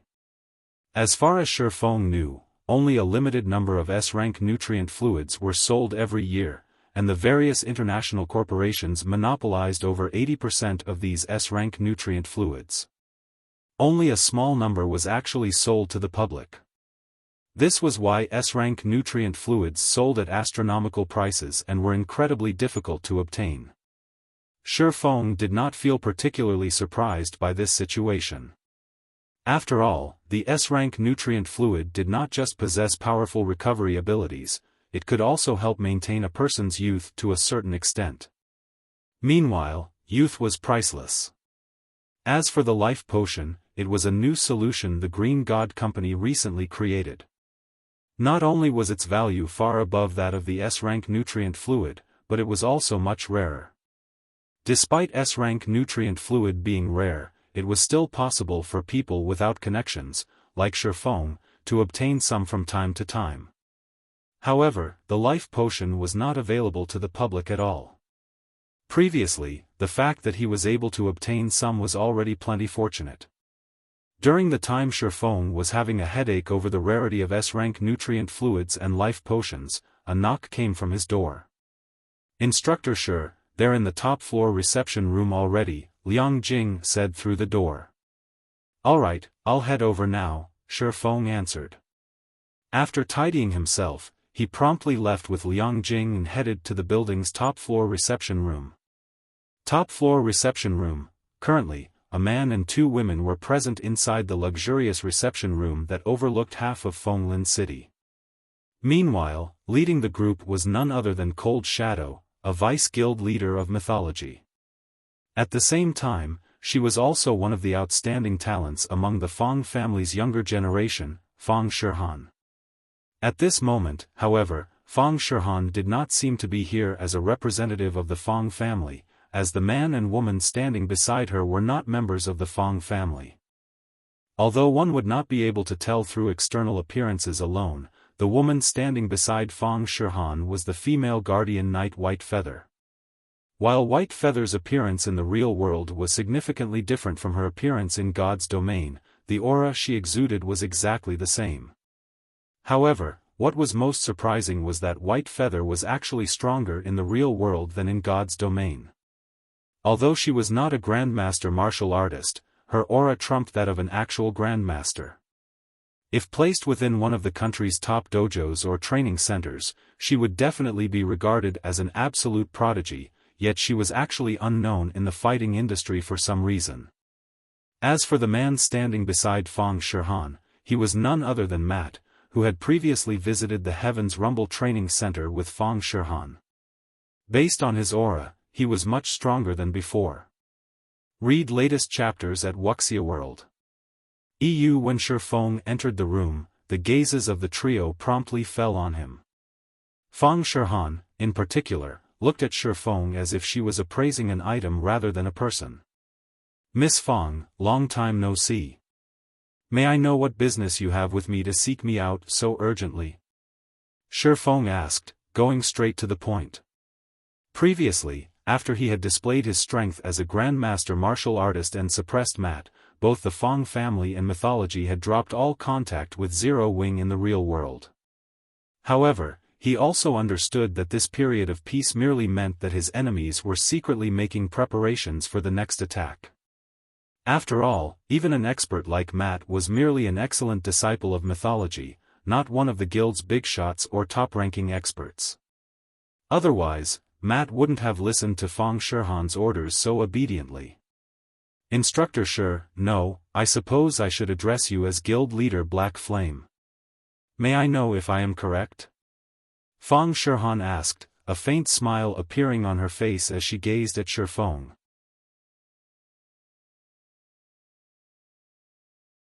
Chapter 2677, Identity Exposed. When Fong Shihan finished speaking, a moment of silence enveloped the entire room. "Black Flame? He's that Black Flame?" Standing behind Fong Shihan, Matt and White Feather gaped at Shifeng in incredulity. By this time, there was most likely nobody among the superpowers that did not know the name Black Flame. In fact, this name was even feared among them. After all, Black Flame's individual strength was simply too astonishing. He had relied on his own strength to develop Zero Wing to its current scale, a feat that had already become a legend on the Eastern continent, which made him an existence that countless players looked up to and worshipped. However, Black Flame's identity was incredibly mysterious. Even now, nobody knew Black Flame's true identity in the real world. Many powers and players suspected that Black Flame possessed an incredibly powerful origin and that the power behind him was even more mysterious. Some people even believed that, despite Black Flame's in-game appearance, his actual age exceeded 35 already. He definitely wasn't as young as he looked in the game. After all, it was possible for players to adjust their appearances when creating their game characters in God's domain. It wasn't strange for someone to look a decade or two younger. However, Fong Shihan was saying that Shifeng, someone who was still in his early 20s, was the legendary guild leader of Zero Wing, Black Flame.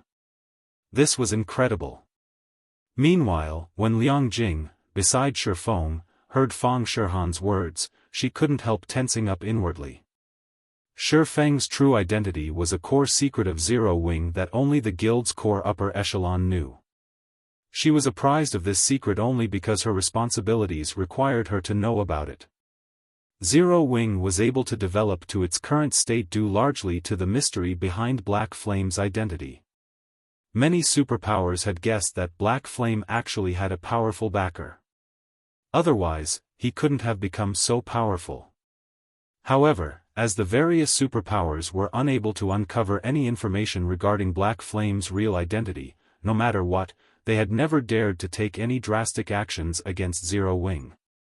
Now that Fang Shihan had discovered Shifeng's identity as Black Flame, the consequences for Zero Wing would be unimaginable. However, Liang Jing quickly suppressed the urge to refute Fang Shihan's words. She knew very clearly that if she were to show any signs of panic or rebuttal now, she would only confirm Fang Shihan's deduction. The only thing she could do now was remain silent and let Shifeng handle the problem. As Matt and White Feather stared at Shifeng sighed. "That's right. Miss Fang is indeed correct. I am Zero Wing's guild leader, Black Flame," Shifeng said, nodding. Upon hearing Shifeng's acknowledgement, both Matt and White Feather goggled involuntarily, immense shock flooding their hearts. They never dreamed that Fang Shihan's deduction was actually correct. Liang Jing also could not help growing anxious in this situation. She hadn't thought that Shifeng would come clean without hesitation. This was simply insane. "You're actually not even going to try to refute me?" Fang Shihan was a little surprised at Shifeng's response. In her opinion, Black Flame's identity was pivotal to Zero Wing's development. The situation inside God's domain aside, just the various superpowers and corporations keeping a close eye on Zero Wing in the real world would be more than enough to land the guild in serious trouble. After all, with Black Flame's identity exposed, the various superpowers and corporations would no longer fear Zero Wing. "I doubt it would matter even if I tried to refute you. After all, I suddenly got stuck inside my virtual gaming cabin and lost contact with the outside world for so many days. With you constantly probing the situation inside Zero Wing's main headquarters, it'd be difficult for me to avoid suspicion," Shifeng said. Ever since he left the space-time maze, he had a feeling that his identity as Black Flame had already been exposed. After all, many of Zero Wing's matters in the real world required his, or to be precise, Shifeng's, approval and input to proceed. Be it in God's domain or the real world, Zero Wing's management had fallen into a state where it lacked a unified command with both Shifeng and Black Flame unavailable. It was very easy for others to suspect his identity in such a situation. As expected of guild leader Black Flame. "You were able to guess immediately why I suspected you to be Black Flame," Fang Shihan said, smiling. "Truthfully, if not for the unexpected incident this time, I would have difficulty confirming your Black Flame. After all, who would ever think that an unknown young man who just graduated from university recently and never received the standardized training of a superpower is actually an expert ranked within the top 30 of the God's Domain experts list? In God's Domain, any expert capable of ranking within the top 30 of the God's Domain experts list either came from a superpower or was an expert that had mingled in the virtual gaming world for several decades already. As for the young experts that were currently shining in God's Domain, while their talent was part of the reason why they had managed to achieve their current success, a larger part of the reason was their powerful backers. Otherwise, how would they obtain the large amount of resources and training they needed to grow? However, what about Shifeng? Despite his youth and lack of backing, he had managed to climb his way into the top 30 of the God's Domain experts list. In fact, he might have entered the top 10 already. Who could possibly believe this? Matt and White Feather fell into deep thought, pondering this situation. If not for their great trust in Fang Shihan and their knowledge of Fang Shihan's personality and how she wouldn't do anything that was unlikely to succeed, they wouldn't have dared believe that Shifeng was actually Black Flame. This was especially true for White Feather, who had personally witnessed Black Flame's strength before. After watching Black Flame fight, White Feather was certain that he wasn't some virtual gaming greenhorn. The ferocity and decisiveness that he had displayed in his actions, as well as his wealth of combat experience, was something not even she, someone who had been with mythology for more than a decade, could achieve. However, she was now hearing that an unknown, fresh university graduate was behind the character of Black Flame. "Miss Fong, you aren't here for only a small matter as verifying my identity, right?" Xiaofan asked calmly as he looked at Fong Shihan, who had a slightly excited expression on her face. Read latest chapters at Wuxia World. EU, a small matter? Guild leader Black Flame, do you know how much trouble Zero Wing will be in if the various powers find out about your identity? White Feather could not help but remind Xiaofan when she saw his nonchalant attitude. Even if mythology doesn't do anything, so long as we spread this information, Zero Wing will instantly be devoured by the various powers, leaving nothing. If the various powers were to learn of Black Flame's true identity, they wouldn't stop at just harassing Zero Wing, yet Xiaofan actually placed no importance on this matter whatsoever. "Feather, that's enough. I am indeed here for more than just this matter," Fong Shihan said as she gestured for White Feather to stand back. She then turned to Xiaofan and continued, "Since you are being so straightforward, I'll just go straight to the point, Guild Leader Black Flame. By this time, I'm afraid I'm not the only person to have realized your identity. I believe it won't be long before this piece of information spreads to the various powers, as well. When that happens, I'm sure you know what kind of outcome awaits Zero Wing." "What are you trying to say, then?" Xiaofan asked, a smile forming on his face. "Stone Forest City and the method to grasp the spiritualization realm," Fong Shihan said. "So long as Zero Wing hands these two things over, Zero Wing will be able to avoid all those problems. Moreover, mythology will also supply Zero Wing with some S-rank nutrient fluids and life potions. I believe these should be things Zero Wing urgently requires right now, correct?"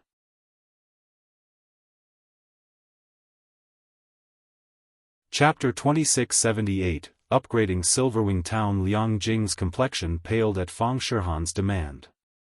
Setting aside the method to grasp the spiritualization realm, just handing over Stone Forest City would be more than enough to doom the current Zero Wing. Over half of Zero Wing's current income came from Stone Forest City. Moreover, it was also because of Stone Forest City that so many experts were joining Zero Wing right now. It was no exaggeration to say that Stone Forest City was an integral part of Zero Wing. If they were to lose Stone Forest City, she could not imagine what would become of the guild. However, if they refused to hand over Stone Forest City, Zero Wing's situation wouldn't end up any better either. While Zero Wing might not face any problems in God's domain, it would be a piece of cake for others to ruin Zero Wing's operations in Fenglin City from the shadows. "Guild leader Black Flame, I know this isn't an easy choice to make, but if Zero Wing lacks a sufficient number of S-rank nutrient fluids and life potions, wouldn't it be difficult for the guild to develop further?" Fong Shihan said, smiling. "I believe you, as a grandmaster martial artist, should know this very clearly. God's domain was different from other virtual reality games. The game helped its players develop their minds to extraordinary standards, particularly when players raised their tiers and they received huge boosts to their brain activity. This discovery had spurred excitement in many people. However, in exchange for this boost in brain activity, the energy players needed to sustain their minds and bodies also increased significantly. Besides the current Zero Wing, many superpowers were having headaches over this energy problem. Meanwhile, as a result of this situation, S-rank nutrient fluids and life potions had become extremely rare on the market. It might have been fine if the volume required wasn't particularly high. It was still possible to purchase some of these energy solutions so long as one was willing to pay more credits. However, after the required volume reached a certain point, one wouldn't be able to purchase these energy solutions even if one had the money to do so. You're right. S-rank nutrient fluids and life potions are indeed the thing Zero Wing currently requires the most. In fact, this problem is even more troublesome than the harassment of outside parties, Xiaofan said, nodding in agreement. After Xiaofan became a neutralizing grandmaster, even S-rank nutrient fluids were somewhat insufficient to maintain his body and mind at peak condition. Only life potions met his needs. There wouldn't have been a problem if he was the only person who required these high-quality energy solutions. However, if he wanted the other members of Zero Wing to improve themselves further and have a greater chance of reaching higher tiers, then they definitely could not lack a supply of S-rank nutrient fluids.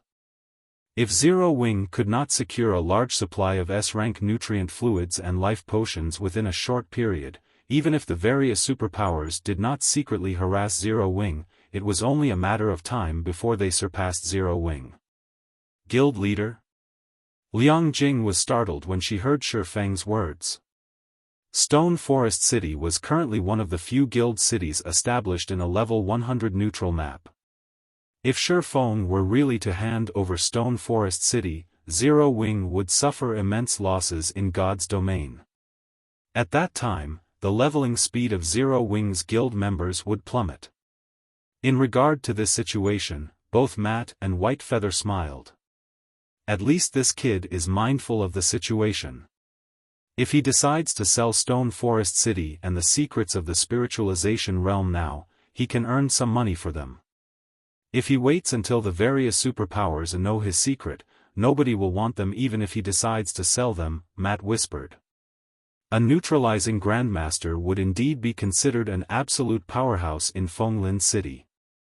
However, experts of such caliber were only useful as a deterrent against ordinary powers, not against powerful major corporations. Not to mention, without sufficient S-rank nutrient fluids and life potions, Zero Wing's peak experts would have difficulty further developing themselves. After all, a lot of energy was required to maintain the accelerated brain activity of peak experts, energy that A-rank nutrient fluids couldn't provide. Hence, the various superpowers contested hotly for S-rank nutrient fluids and life potions, driving up the rarity of these solutions. If you have already made your decision, we can immediately close a contract, Guild Leader Black Flame, Fang Shihon said, smiling. No, a contract won't be necessary, Xiaofan said, shaking his head.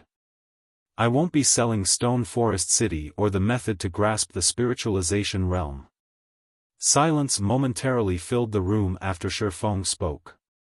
Both Matt and White Feather gazed at Xiaofan in shock, wondering if he had gone crazy. Did he really not grasp the direness of Zero Wing's situation? Guild Leader Black Flame, you need to think this through clearly. If you miss out on this opportunity, we won't offer you the same price next time, Fang Shihon said, a little surprised by Xiaofang's response. By then, the problems Zero Wing will have to face will be far greater than what you can imagine. Currently, mythology could be said to be Zero Wing's only lifeline. This was also the reason behind Fang Shihon's confidence that Xiaofan would not refuse her offer unless he really wished for Zero Wing's downfall. After all, without sufficient S-rank nutrient fluids and life potions, Zero Wing's future would be bleak. Thank you for your concern. If the various superpowers really wish to take covert action, I don't mind teaching them what a one-way trip is, Xiaofan replied calmly. The current Zero Wing was no longer the same as before. This was especially true after he had become a neutralizing Grandmaster. This was also why he did not particularly mind his identity getting exposed. After all, secretly dealing with a neutralizing Grandmaster wasn't easy. Very well. Since you have already said so, we will take our leave first, Guild Leader Black Flame, Fang Shihon said. After seeing Xiaofan remaining unfazed by her warning, she no longer tried to persuade him. Instead, she stood up and left the reception room. After exiting Zero Wing's main headquarters, Matt looked at Fang Shihon and asked, Vice Guild Leader, are we really going to leave just like that? The old instructor had told them to do their best to get their hands on the method to grasp the spiritualization realm. If they just left now, it would be much more difficult for them to obtain this method in the future. Relax. Zero Wing won't hold out for long. He might think that he has the power to protect himself after becoming a neutralizing Grandmaster, but the superpowers aren't as simple as he thinks they are. He also doesn't know how crazy they are right now, Fang Shihon replied, smiling. It won't be long before he seeks us out himself. We don't need to rush. I guess you're right. After giving the matter some thought, Matt nodded in agreement and dropped the subject. In order to secure the benefits available in God's domain, the major corporations backing the various superpowers were going all out. To make matters worse, the present state of God's domain had pushed many superpowers to the brink of destruction. As a result, these superpowers were growing even crazier. One could easily imagine what those starving superpowers would do with a fat piece of meat like Zero Wing placed before them. After Fang Shihan's group left, only Xiaofan and Liang Jing remained inside the top-floor reception room. Guild leader, what should we do? Once that Fang Shihan returns, she'll definitely expose your identity to the various powers, Liang Jing said as she looked anxiously at Xiaofan.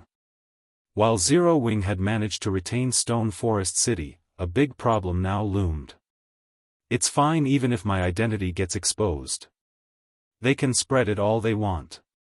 What we need to do remains the same, Xiaofan replied calmly. What do we need to do? Liang Jing asked curiously as she took in Xiaofang's calm expression. Earn money. Xiaofan retorted, chuckling. Whether it was developing the guild in God's domain or purchasing S-rank nutrient fluids and life potions, these actions required money to accomplish. Without money, nothing would get done. Currently, it was basically impossible for Zero Wing to obtain additional S-rank nutrient fluids and life potions from its usual sources. Fortunately, he had the invitation to participate in Green God Company's auction, which was also the only way for the guild to secure a large volume of these high-quality energy solutions. However, with how desperate the various superpowers were for S-rank nutrient fluids and life potions right now, if he did not prepare a sufficiently large sum of credits, he wouldn't stand a chance in the auction. Hence, what he needed to do now was earn money. Read latest chapters at Wuxia World. Earn money? When Liang Jing heard Xiaofang's answer, she shook her head dejectedly and said, I'm afraid that will be very difficult right now. Due to the constant suppression of the various superpowers, we have no choice but to obtain resources by ourselves. However, the resources we obtain are barely enough for our own use. We don't have any surplus to sell. Moreover, Stone Forest City's player population has also been decreasing because of the harassment. In addition, the Faux Saint monsters have already conquered nearly half of Star Moon Kingdom. Our guild's income is decreasing by the day. Relax. That is in the past, Xiaofan said, chuckling. After saying so, Xiaofan had Liang Jing send someone to replenish the nutrient solution for his virtual gaming cabin. He then did some simple exercises and had a proper meal before logging back into God's domain without hesitation. Once Xiaofan was back in Silverwing town, he promptly called out the town's interface and chose to upgrade the town. Shortly after, a system notification sounded in the ears of every player in Silverwing town as they got teleported out of the town.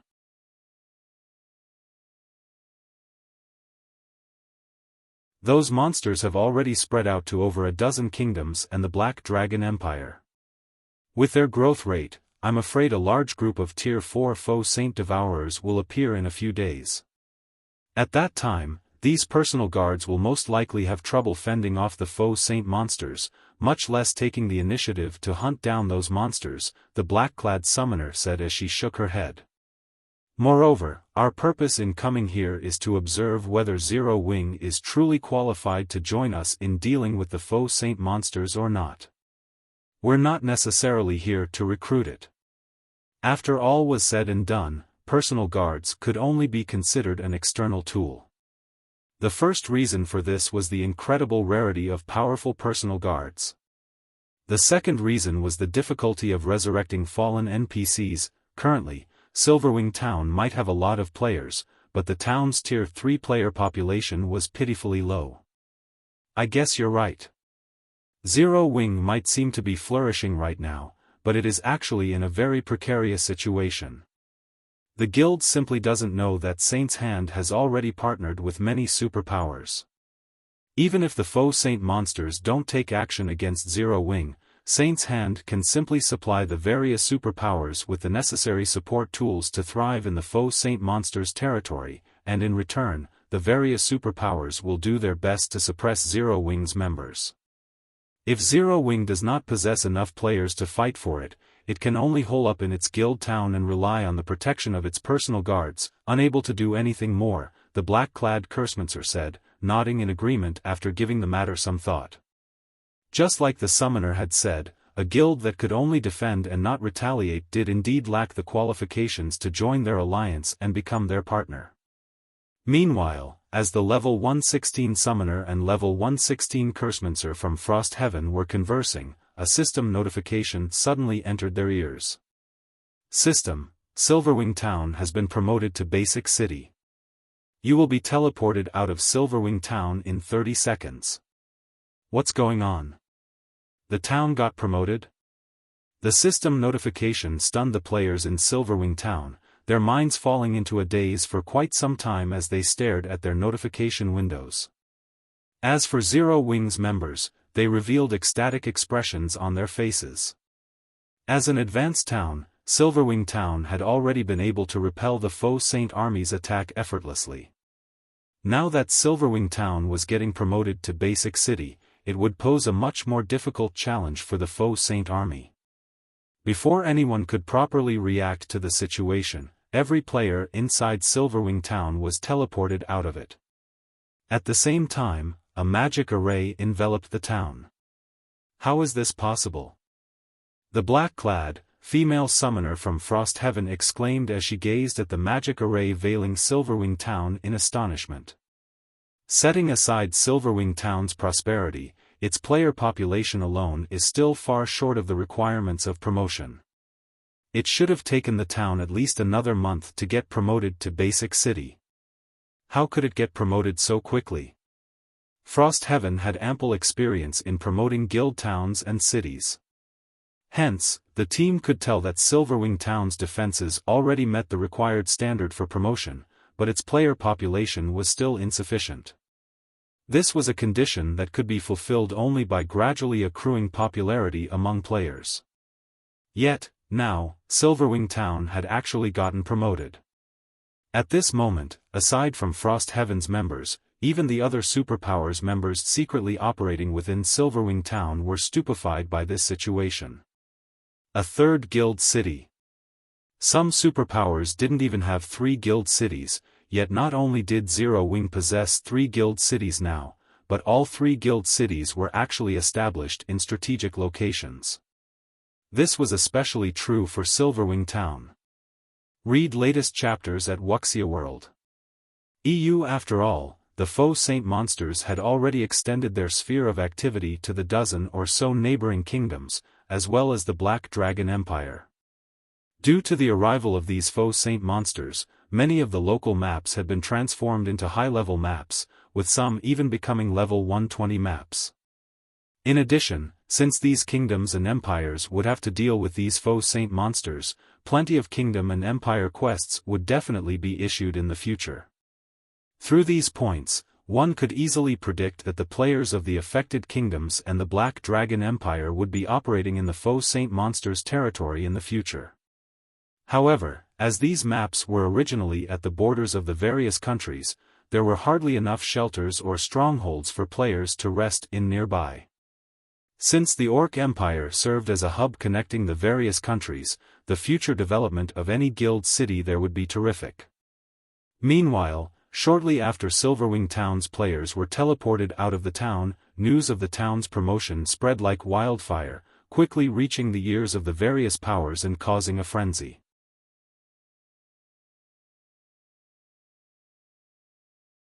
Chapter 2680, Silverwing City Fire Dragon Empire, Flame Dragon City, Scorching Flame Restaurant. As soon as Cold Shadow logged back into the game, she was greeted by the sight of a tall and beautiful woman standing before her. This woman was none other than White Feather, who had similarly logged back into the game not long ago. However, White Feather wore an indescribably gloomy expression on her face. Did something happen? Cold Shadow asked, a hint of confusion appearing in her silver eyes. We just received news that Zero Wing Silverwing Town has been promoted to Basic City. Many of the powers operating around the Orc Empire are now heading towards Silverwing Town. They all plan to establish a long-term partnership with Zero Wing. Some superpowers are also considering doing the same, White Feather reported in a quiet tone. Silverwing Town got promoted into a city? Cold Shadow was a little surprised when she heard White Feather's words. Realization then struck her. She smiled and said, "No wonder he rejected my offer without hesitation. It seems this was why he had the confidence to do so." Vice Guild Leader, if Zero Wing really gains the protection of several more superpowers, we will have a much more difficult time obtaining the method to grasp the spiritualization realm. Why don't we contact Saint's Hand and have it warn off those superpowers? White Feather suggested worriedly. Their superiors had given them only one task, to obtain the method to grasp the spiritualization realm. Everything else was secondary. If Zero Wing gained the protection of several superpowers in the real world, any superpower that wished to target Zero Wing in secret would have a difficult time doing so. That won't be necessary. So what if those superpowers band together to protect Zero Wing? Cold Shadow said, smiling as she read the report White Feather forwarded to her. Now that Black Flame's identity has been exposed, Starlink won't let this opportunity get away. Before I logged back into God's domain, I received news that the old fellow behind Lu Xinglua has finally lost his patience and is planning to remove all of Zero Wing's roots in Fenglin City. With Zero Wing's current manpower, it won't be able to hold out for long. All we need to do is wait. Lu Xinglua himself did not possess any noteworthy skill sets. In fact, a large part of the reason why the Starlink Guild was able to develop to such an extent was the old fellow supporting Lu Xinglua. Even several superpowers working together wouldn't be enough to stop that old fellow. Even in mythology, only a handful of people could go up against him. I understand. I'll have someone keep a close eye on Zero Wing during this period, White Feather said, nodding. During the time Cold Shadow and White Feather were conversing, Silverwing Town's promotion had finally completed. Hence, the airships became one of the main modes of transportation for a large majority of God's Domain's player base. Previously, Silverwing Town's airport was allowed to have only one air route. However, after the town got promoted to Basic City, its airport could have up to 5 air routes. This number would also increase as the airport or city got upgraded. Before Xiaofan could recover from his joy over the airport's transformation, the sound of a system notification entered his ears. System, congratulations. Your Silverwing Town has been promoted into Silverwing City. The transportation firm has met the requirements for promotion to bronze rank. Do you wish to promote the transportation firm? It has reached the bronze rank already? Xiaofan was stunned when he saw the system notification. The transportation firm was a very special construction. Its promotion system was completely different from that of ordinary constructions. Instead of requiring money or a promotion order, one needed to meet a set of conditions to promote the construction. In the past, powers that owned a transportation firm had generally succeeded in upgrading their firm to the bronze rank only after their guild cities reached the advanced city standard. And as far as Xiaofan knew, even the best-performing powers had managed to meet their transportation firm's promotion conditions only after their guild cities had reached the intermediate city standard. Now, Silverwing Town had just been promoted to Basic City, yet its transportation firm already met the conditions for promotion. Naturally, Xiaofan was surprised. Read latest chapters at Wuxia World. Once a transportation firm reached the bronze rank, it would truly gain the ability to drive a guild city's economy. After all, at the bronze rank, the transportation firm would no longer limit its business to the country it was based in. It would expand its operations beyond the borders, becoming a hub that connected the neighboring kingdoms and empires. Even NPCs belonging to neutral powers would start using it as a hub. In other words, not only would it become possible to find merchandise traded by the various countries and neutral powers in the transportation firm, but the transportation firm itself could even become a place where NPC merchants would develop their business. To put it simply, so long as a guild city possessed a bronze-ranked transportation firm, the members of the ruling guild would gain a significant boost in income. The guild city in question would also have a much easier time becoming a main city. Meanwhile, after glancing at the system notification, Xiaofan chose to upgrade the transportation firm without hesitation.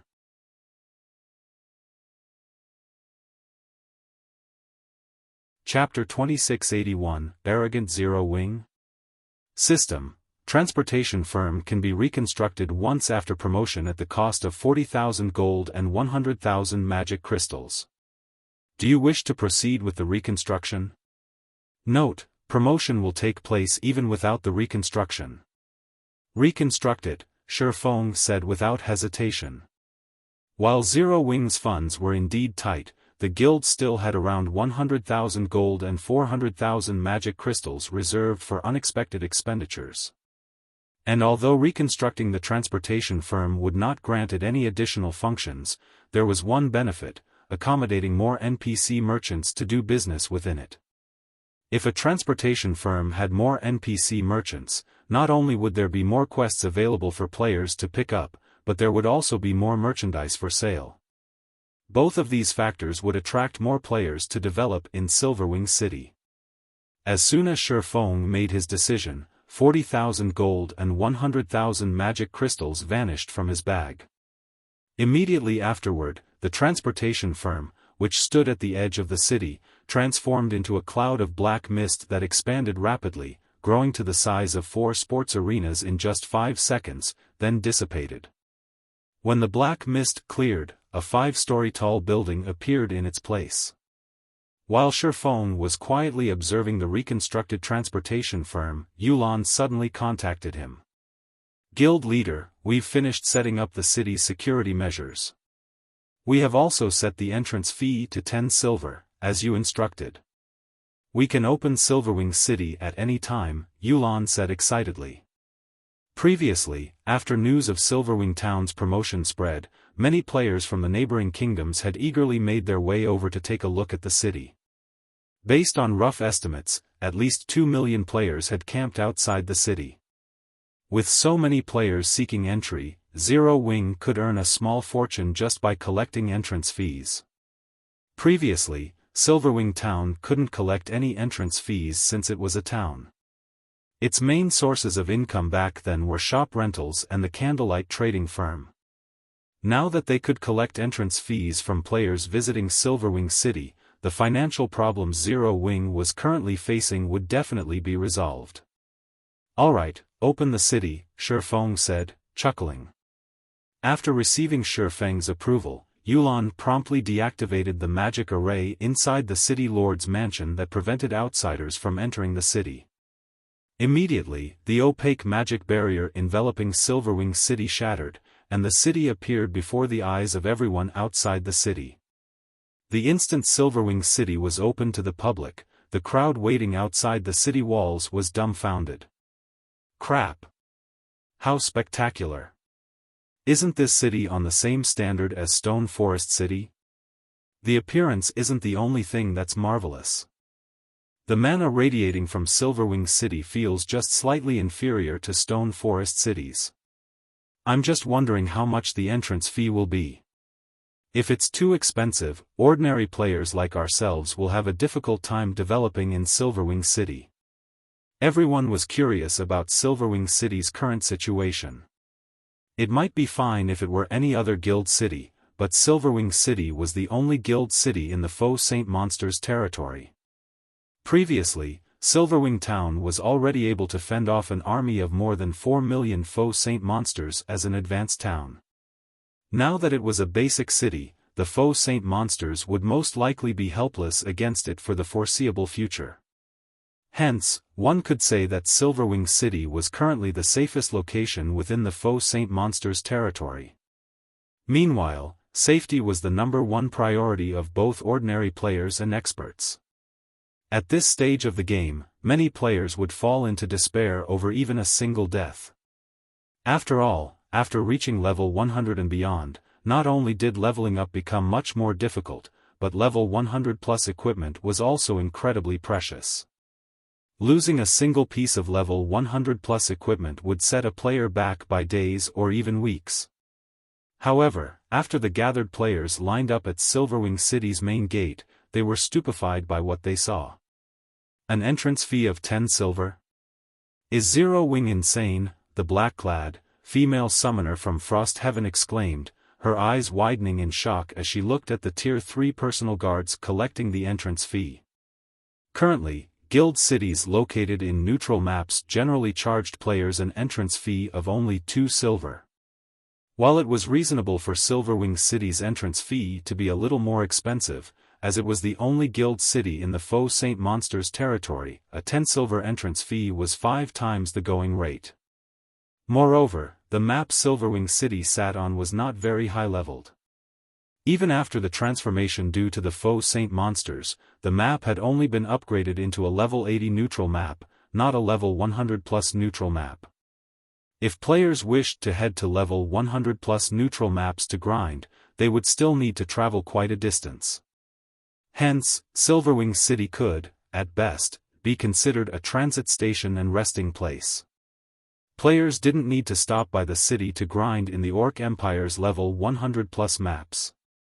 The female summoner from Frost Heaven wasn't the only person stunned by Silverwing City's exorbitant entrance fee. The various superpowers members that were planning to enter the city were too. They could not help suspecting that Zero Wing had gone crazy for money. Originally, there were already very few players willing to operate within the Faux Saint Monsters territory. After all, the Faux Saint Monsters only allowed players to level up faster. Aside from Blood Pact, the other adventurer teams made similar decisions, delegating the submission of their completed quests in the city to a handful of Tier 3 experts while planning to leave the Orc Empire entirely or head to one of the guild towns to continue developing within the Empire.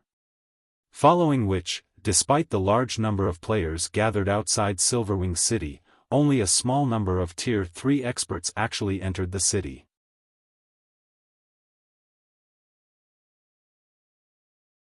Chapter 2682, Madness-inducing Silverwing City. As the various powers and adventurer teams' Tier 3 experts entered Silverwing City, the relatively empty streets of the city grew crowded. Sure enough, the city became much bigger after getting promoted. The density of the ambient mana also increased by a lot. It's a pity that the entrance fee is too high. If it were 5 silver instead, the neighboring kingdom's players would most likely pour in. Crazed Bull sighed as he looked at the streets teeming with NPCs. If possible, he really wished to continue his development in Silverwing City. Unfortunately, the entrance fee of 10 silver was simply unaffordable for ordinary Tier 2 experts. After all, many players would most likely enter Silverwing City multiple times a day since Tier 2 players weren't as resistant to the foreign energies in level 100 plus neutral maps as Tier 3 players were. They could survive in level 100 plus neutral maps for only a few hours per trip. Fortunately, Tier 2 players recovered from these foreign energies very quickly, so they generally could make 2 or 3 trips to level 100 plus neutral maps per day. However, each additional trip meant they had to pay another 10 silver coins to enter Silverwing City. Originally, earning money was already a difficult task in the Faux Saint Monsters territory. Paying an additional 20 or 30 silver per day would be onerous on Tier 2 players' finances. After all, Tier 2 players had plenty of other expenditures they needed to cover: training, repair fees, lodgings, food, and beverages. Moreover, if a Tier 2 player wished to reach Tier 3, they needed excellent equipment and powerful Tier 2 skills and spells. In order to earn money, some Tier 2 players would even invest a significant portion of their time grinding for materials in lower-leveled maps, which, in turn, caused their levels to lag. Currently, only Tier 3 experts could afford Silverwing City's 10 silver entrance fee. However, how rare were Tier 3 experts? Not to mention, with the abilities of Tier 3 experts, they had their choice of leveling grounds. They didn't need to remain in the Orc Empire. The other Tier 3 experts of Blood Pact bobbed their heads in agreement with Crazed Bull's words. They felt that Zero Wing was basically chasing away players from Silverwing City. With this, the several guild towns established in the Orc Empire would flourish while Zero Wing would have only an empty guild city. After conversing for some time, Blood Pact's members made their way to the transportation firm to turn in their completed quests. However, Crazed Bull and the others were stunned to see the massive transportation firm, which could easily fit 4 sports arenas. What's going on? What did Zero Wing do? The current transportation firm was on a completely different level than the one before. There was also an unbelievably large number of NPCs entering and leaving the building. Previously, there would usually be only a few dozen NPCs entering and leaving the building at any time. Now, however, not only had this number increased beyond 200, but many of these NPCs were even nobles or people of neutral races. This was a rare sight. Before Crazed Bull and the others could react to this situation, several teams of Tier 3 experts walked out of the transportation firm one after another, every player on these teams wearing ecstatic looks on their faces. Moreover, every one of these teams had either a luxuriously dressed NPC noble or a neutral NPC following behind them. It was obvious that these teams had picked up a quest commissioned by these NPCs. Am I dreaming? Why are there so many quests from NPC nobles and neutral NPCs? Crazed Bull rubbed his eyes in doubt at the scene before him. Normally, a quest commissioned by an NPC noble or a neutral NPC would appear in the transportation firm only once a day or every few days. Meanwhile, every one of these quests could spark a frenzy among the various top adventurer teams and large guilds. The reason for this was the minimum difficulty rating for these quests, which was 3-star advanced. Not only could players obtain a large amount of coins and contribution points by completing these quests, but they also had a fixed chance of receiving level 100+, top-tier weapons and equipment or Tier 3 skill and spell books. Moreover, even if players weren't lucky and didn't get any of these bonus items, the monetary reward would be enough for players to purchase a piece of relatively good level 100+ equipment for themselves. Hence, many adventurer teams secretly fought over these quests. Now, however, multiple teams had actually managed to pick up such a quest. Crazed Bull couldn't believe his eyes. Quick! We need to hurry inside and take a look. Solid Wind barked after snapping out of her daze. Upon hearing Solid Wind's words, the other Blood Pact members nodded and charged into the building. They wanted to know what exactly had happened to the transportation firm for there to be so many 3-star advanced quests. When Solid Wind and the others entered the transportation firm, they were stupefied at the scene before them. Inside the transportation firm's spacious lobby, long queues of NPC merchants snaked in front of the reception desks. At a glance, these NPCs easily numbered more than 5,000. Moreover, many of these NPCs were even NPC nobles and neutral NPCs. The gigantic, translucent quest crystal hovering in the center of the lobby actually displayed numerous 3-star advanced quests. The top few entries of the list were even 4-star quests, something they had never seen before. Delivery to the Black Dragon Empire's border fortress Fret, difficulty, 4-star.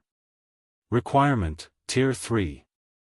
Team must have at least one person that has completed 10 3-star advanced quests and 20 3-star quests. All other members must have completed at least 10 3-star quests. Remuneration, 50 gold and 3,000 contribution points. Additional rewards unknown. Recruiting 50 people. Delivery to the neutral zone Silent City, difficulty, 4-star. Requirement, Tier 3. Team must have at least one person that has completed 12 3-star advanced quests. All other members must have completed at least 5 3-star quests. Remuneration, 60 gold, 2,000 contribution points, and an elf's gift, 15% chance to obtain a dark gold item of the same level, 25% chance to obtain a fine gold item of the same level. Recruiting 100 people. When the eyes of Solid Wind and the other Blood Pact members landed on the rewards of the 4-star quests, they wished they could accept these quests immediately. Setting aside the additional rewards, just the coins and contribution points these quests awarded were more than enough to make Tier 3 experts like themselves go crazy. Bull, log out and contact the commander. Have the commander negotiate with the other adventurer teams. We need to secure these 4-star quests before the others do. Solid Wind said urgently. It was impossible for an individual adventurer team to take on a 4-star quest. At least 2 adventurer teams worth of Tier 3 experts would be needed to challenge a 4-star quest. However, if they could complete a 4-star quest, they would raise Blood Pact's overall strength by a small margin. Alright, logging out now, Crazed Bull said as he hurriedly clicked the Log Out button. Read latest chapters at Wuxia World. EU. As for Solid Wind and the others, they promptly contacted the other Blood Pact members outside the city and had them come to the transportation firm right away. Their excitement was palpable to the other players around them. However, none of the surrounding players found the reactions of Blood Pact's members surprising at all. After all, Blood Pact wasn't the only group aiming for the 4-star quests. The members of other adventurer teams and guilds that had visited the transportation firm earlier had reacted in a similar fashion. They all either notified their superiors about the transportation firm or had their other companions rushed to the transportation firm. For a time, large numbers of the Tier 2 players camped outside Silverwing City thronged to the city's main gate with bloodshot eyes. In the blink of an eye, the main gate swarmed with players. If not for everyone fearing the personal guards stationed by the gate, they would have most likely started a fight to enter the city.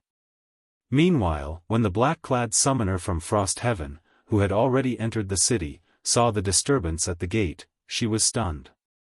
What's going on?